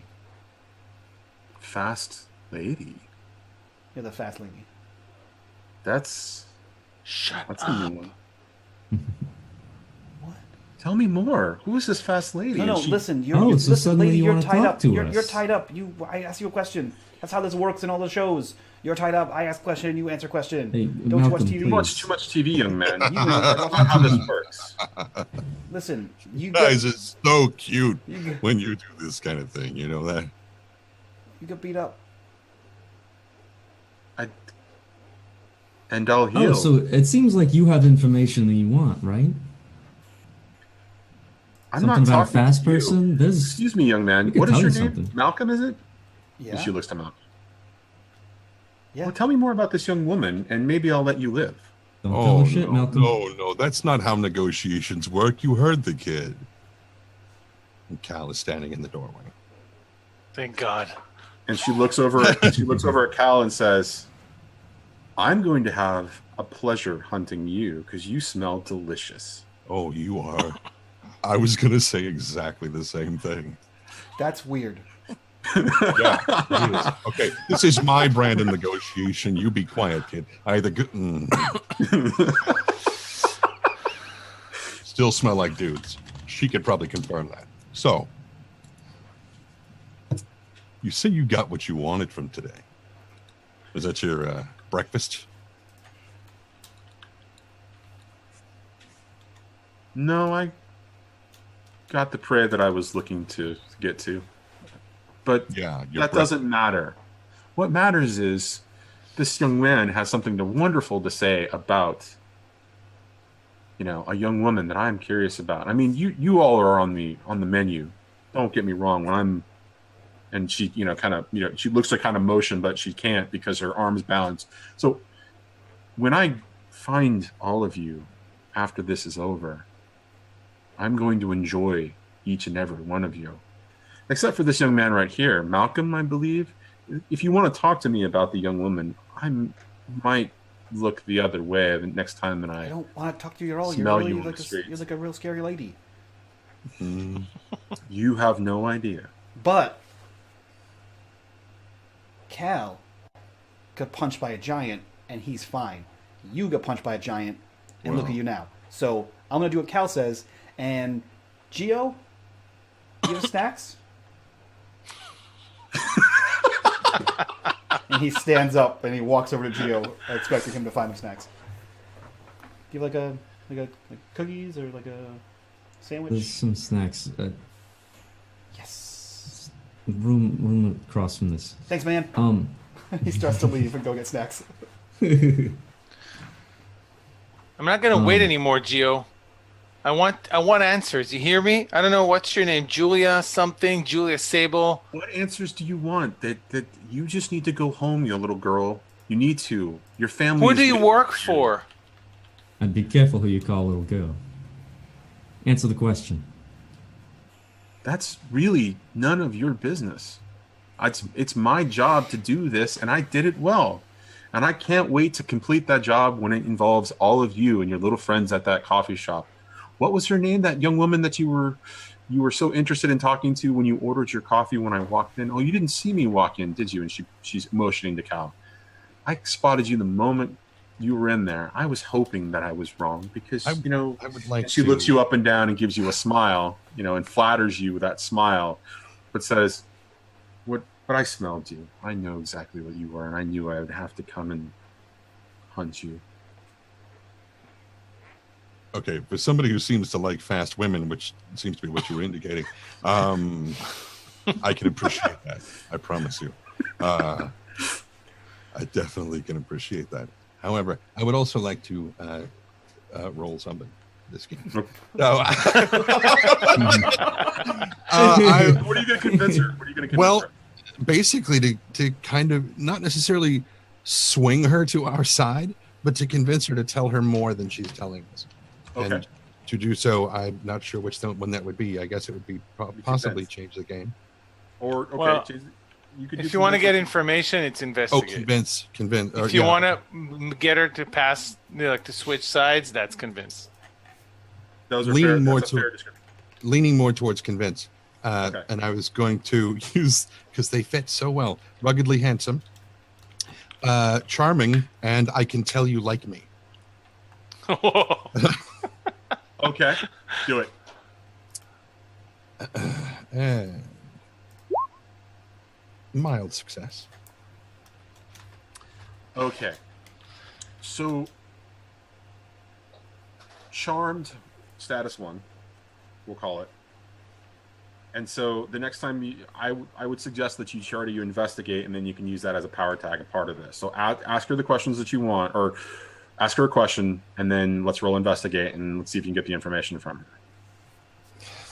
her. Miss Sable, I really don't think the questions are all that far out of bounds that this lovely young lady is asking. Who do you work for? Roll it. With those? With your power tags, and you get a maximum of 3, right? So you get 1 from the change the game, or from the convince, and then you've got 2 others that apply. So you still get a maximum of 3. Okay. 11. All right, so you get 3 questions to get answered from her. What would you like to answer? But I just kind of glance back towards Geo?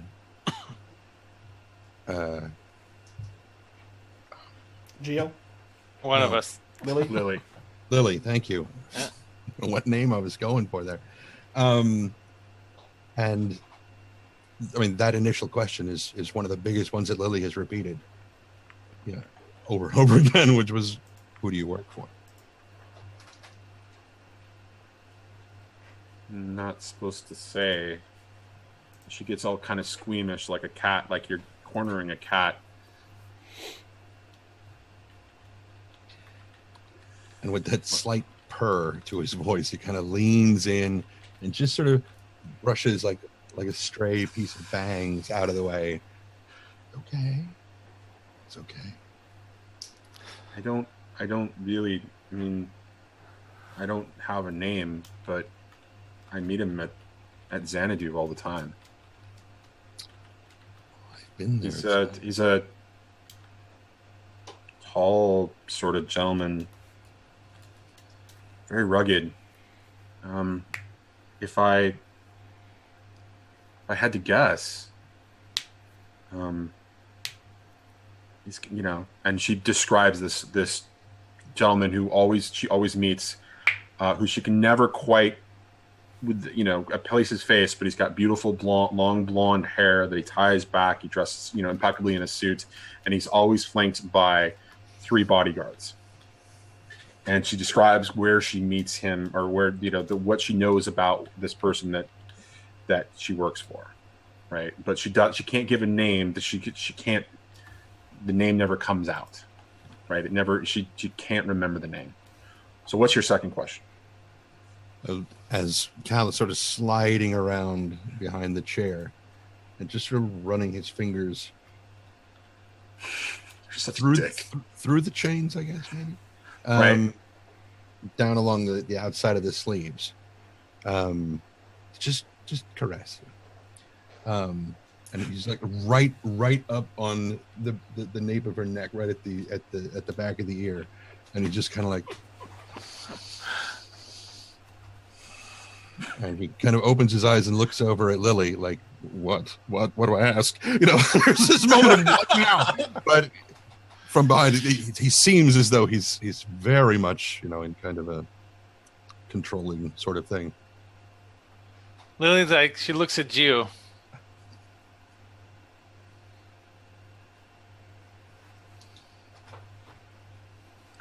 How about I feed you a couple pieces of information? Okay, please, yes. Okay, so that we can make this move along. So, second question: what does Lily's parents have to do with this? That's a very good question. Ooh.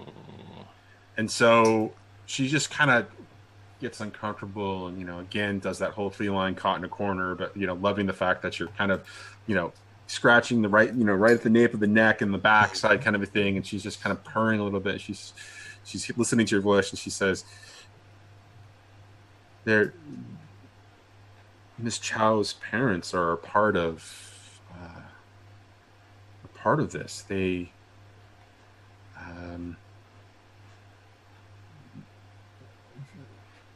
work for the person that I work for. I've heard them mentioned before. He's mentioned them a couple of times. Something about hunting down people like you who are helping people from the Foundation. I don't know anything more about. I mean, I don't know why they would be doing that, but I think her, and she kind of purrs, I think the thing that she stole is a part of that. And she just kind of leans into Cal a little bit, feeling the animal attraction there.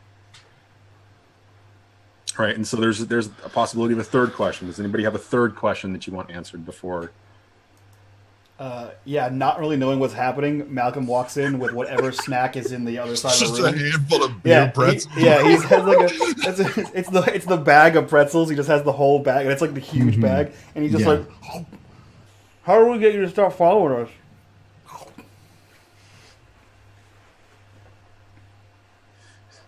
And she kind of, and she kind of looks back up at Cal.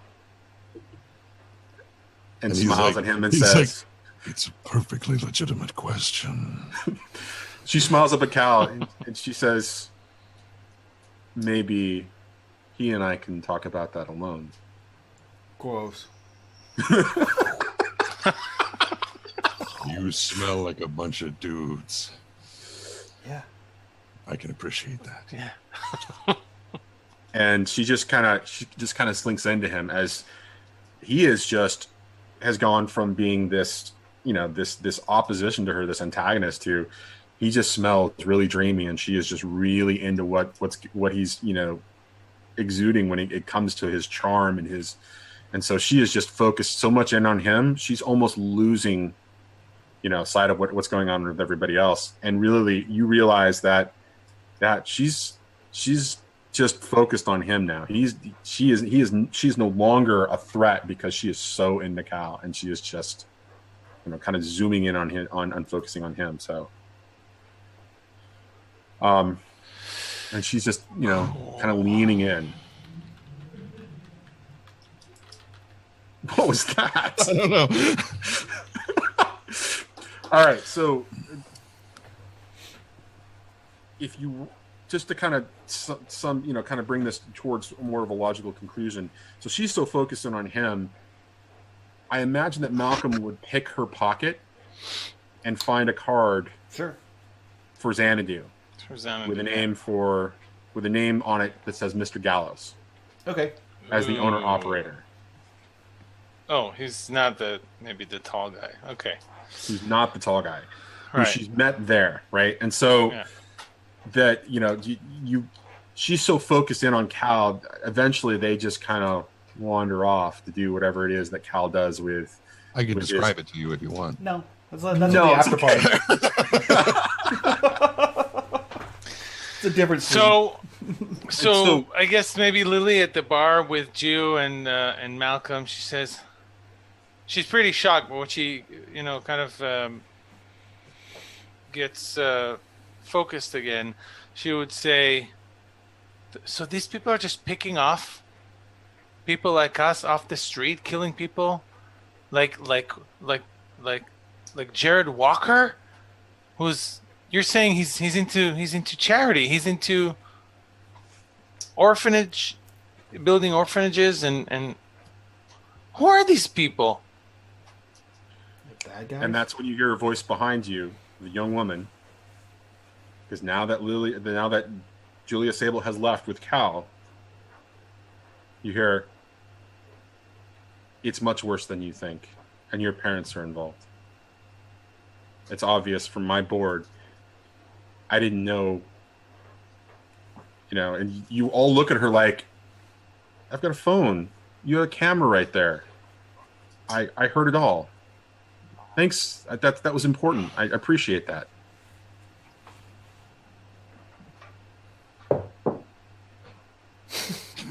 I have no idea what that was.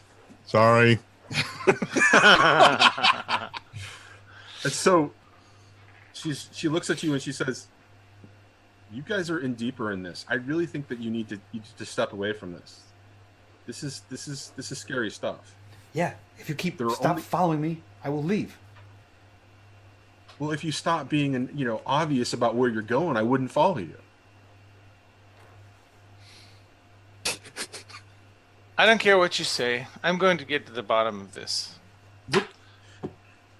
And if any one of you is a decent person, you will do the same thing. And she kind of looks briefly at Gio and Malcolm, because they're the only one there, except for this lady.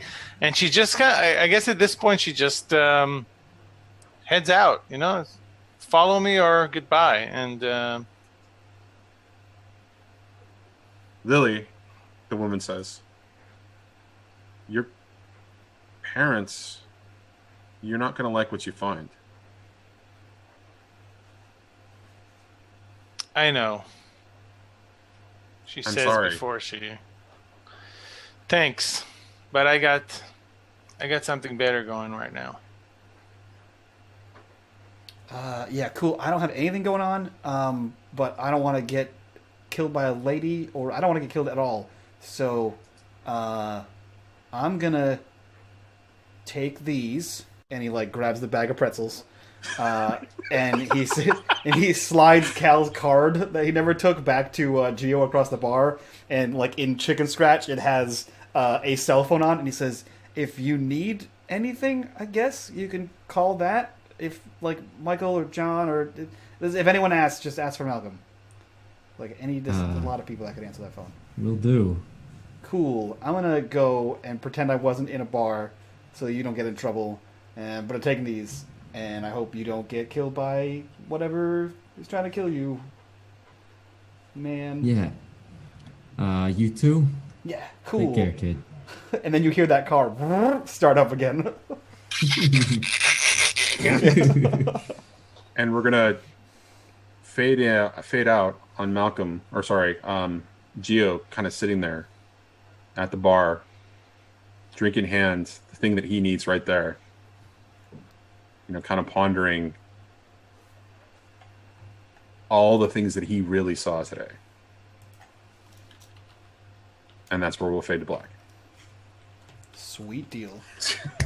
Yeah. So, awesome. we ran a little long, guys, but it's for charity, so whatever. So let's go around, do our introductions, and get ready for the next game that we have coming in here. So cool. We'll go first to Amit. Amit, you created this game. You're playing it live on the channel for the first time. We're having a blast. Thank you very much. Very much. This is I the had second. a blast. Thank you guys Awesome, for man. having me. This is the second time Johnny and I have played it. This is the first time we've all played it together. So who are you? What are you doing here? And what did you think about this one shot?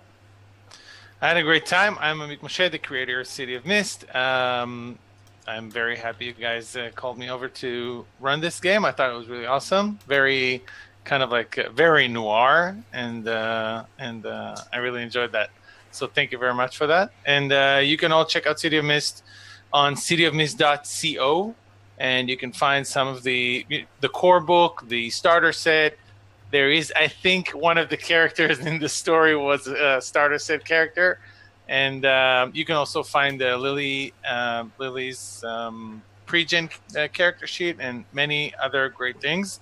Yes, and that was thank you guys Flickr. very much. Yes, that was Flickr. That was Flickr, and I based on the way that it was going, it made sense to not tell her name because she really would want to stay out of it as a hacker, right? Yeah. I thought it was really good. I thought it was awesome. Sweet cool. deal. So thank you very much. Sweet. Fancy man himself, Speedy, who are you? What are you doing here? And what did you think of today's one-shot? I'm Speedy. You can find me online at NotSoSpeedRuns, and I really enjoyed this. I am looking forward to getting more into this character.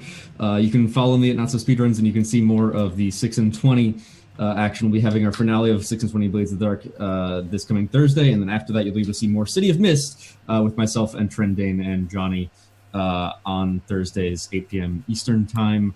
And yeah, I really enjoyed the system. I can't wait to explore Geo more.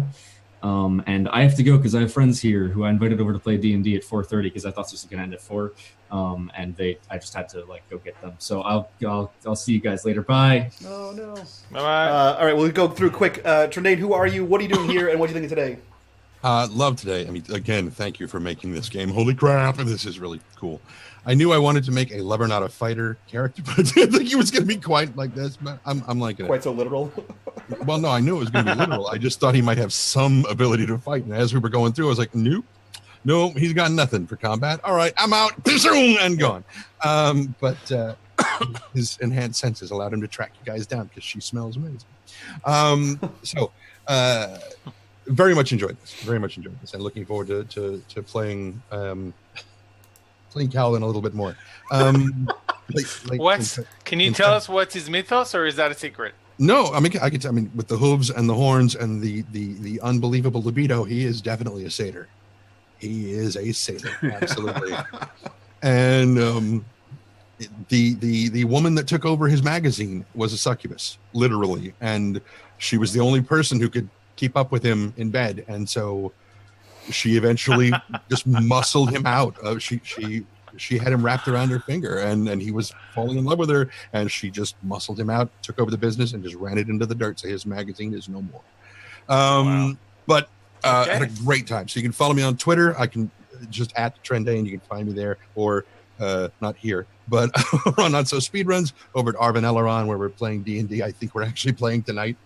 I think you have to go. You have an hour before you. Well, actually, beyond Skyrim, we have a meeting in 1 hour to talk about Iliac Bay, the mod we're making, and then after that, I have D&D. So yeah, it's craziness. I didn't think I was going to get to play D&D because I thought, this was going to be at the same time. I was like, wait, it's in the morning. I can do them both. So it'll be human druid. So more hooves and tails. Fantastic. Fantastic. So, yeah. A theme here. Is there a theme here? Yeah, I'm a furry. Of course there's a theme. All right, then last but not least, Johnny, who are you? What are you doing here? And what did you think of today's episode? Johnny, the GM for 6 and 20, Blades in the Dark ending next week, City of Mist beginning the week after that. You can follow me, VideoStoreCowboy, on Twitch. It's kind of funky. It's VidStoreCowboy because of the stupid character thing on Twitter, but whatever else, it's VideoStoreCowboy, everybody else. What did I think? First, Amit, again, thank you. Excellent system. Was really excited when it was brought to my attention. I kickstarted it. Mike and I then met at one point, and we were absolutely fascinated with the system. We ran the game for 4 episodes on my channel. It was absolutely fantastic at that point. It was the starter kit, and we were really excited about being able to get in and do real deep character creation and do all of that. And so this is a fantastic opportunity to really kind of explore the game in depth, and I had a great time running it. I feel like we really did a bad job in butchering some of the rules, but that's the first game that anything happens, right? You jump in and you kind of evolve with it. I can't thank you enough for playing Lily Chow, Iron Hans. Loved that character, or we love that pre-gen when it was dropped. Loved the opportunity to see it in action. I thought you were amazing at the table. Anytime you want to come to the table, just let me know, let Mike know, let somebody know. We will get you at a table because that was fun and we had a great time with it. That was so really did I, and you did a great job. So yeah, I enjoyed the teen interaction. That was completely unexpected It was and so hysterical. Yeah, I didn't know. The uncomfortable teen interaction was beautiful, guys. You did this perfect. I did like the interact. That was pretty funny. Amit, it was a pleasure having you here. I saw that same sneaky here. Pleasure to donation be you slid here. in there. Guys, if you enjoyed the game, even if you didn't, go check it out anyway. It's a blast. It is a city noir. You can drop it in place at any kind of time period. We actually went back between like 6 or 7 different time periods for this setting. It's very freeform, very narrative. Definitely go check it out. It's a Powered by Apocalypse game. You guys can type exclamation point missed in chat, and you can see a copy of the PDF right now. Or if you want to wait a little bit, you can get the hardcover book on cityofmist.co. So go check that out. Again, thank you so much for being here. And guys, we're going to get the hell out of here Thank you, and get guys. ready for our next game. So from all of us to you, All right, good luck. bye-bye. Be careless. Keep doing good.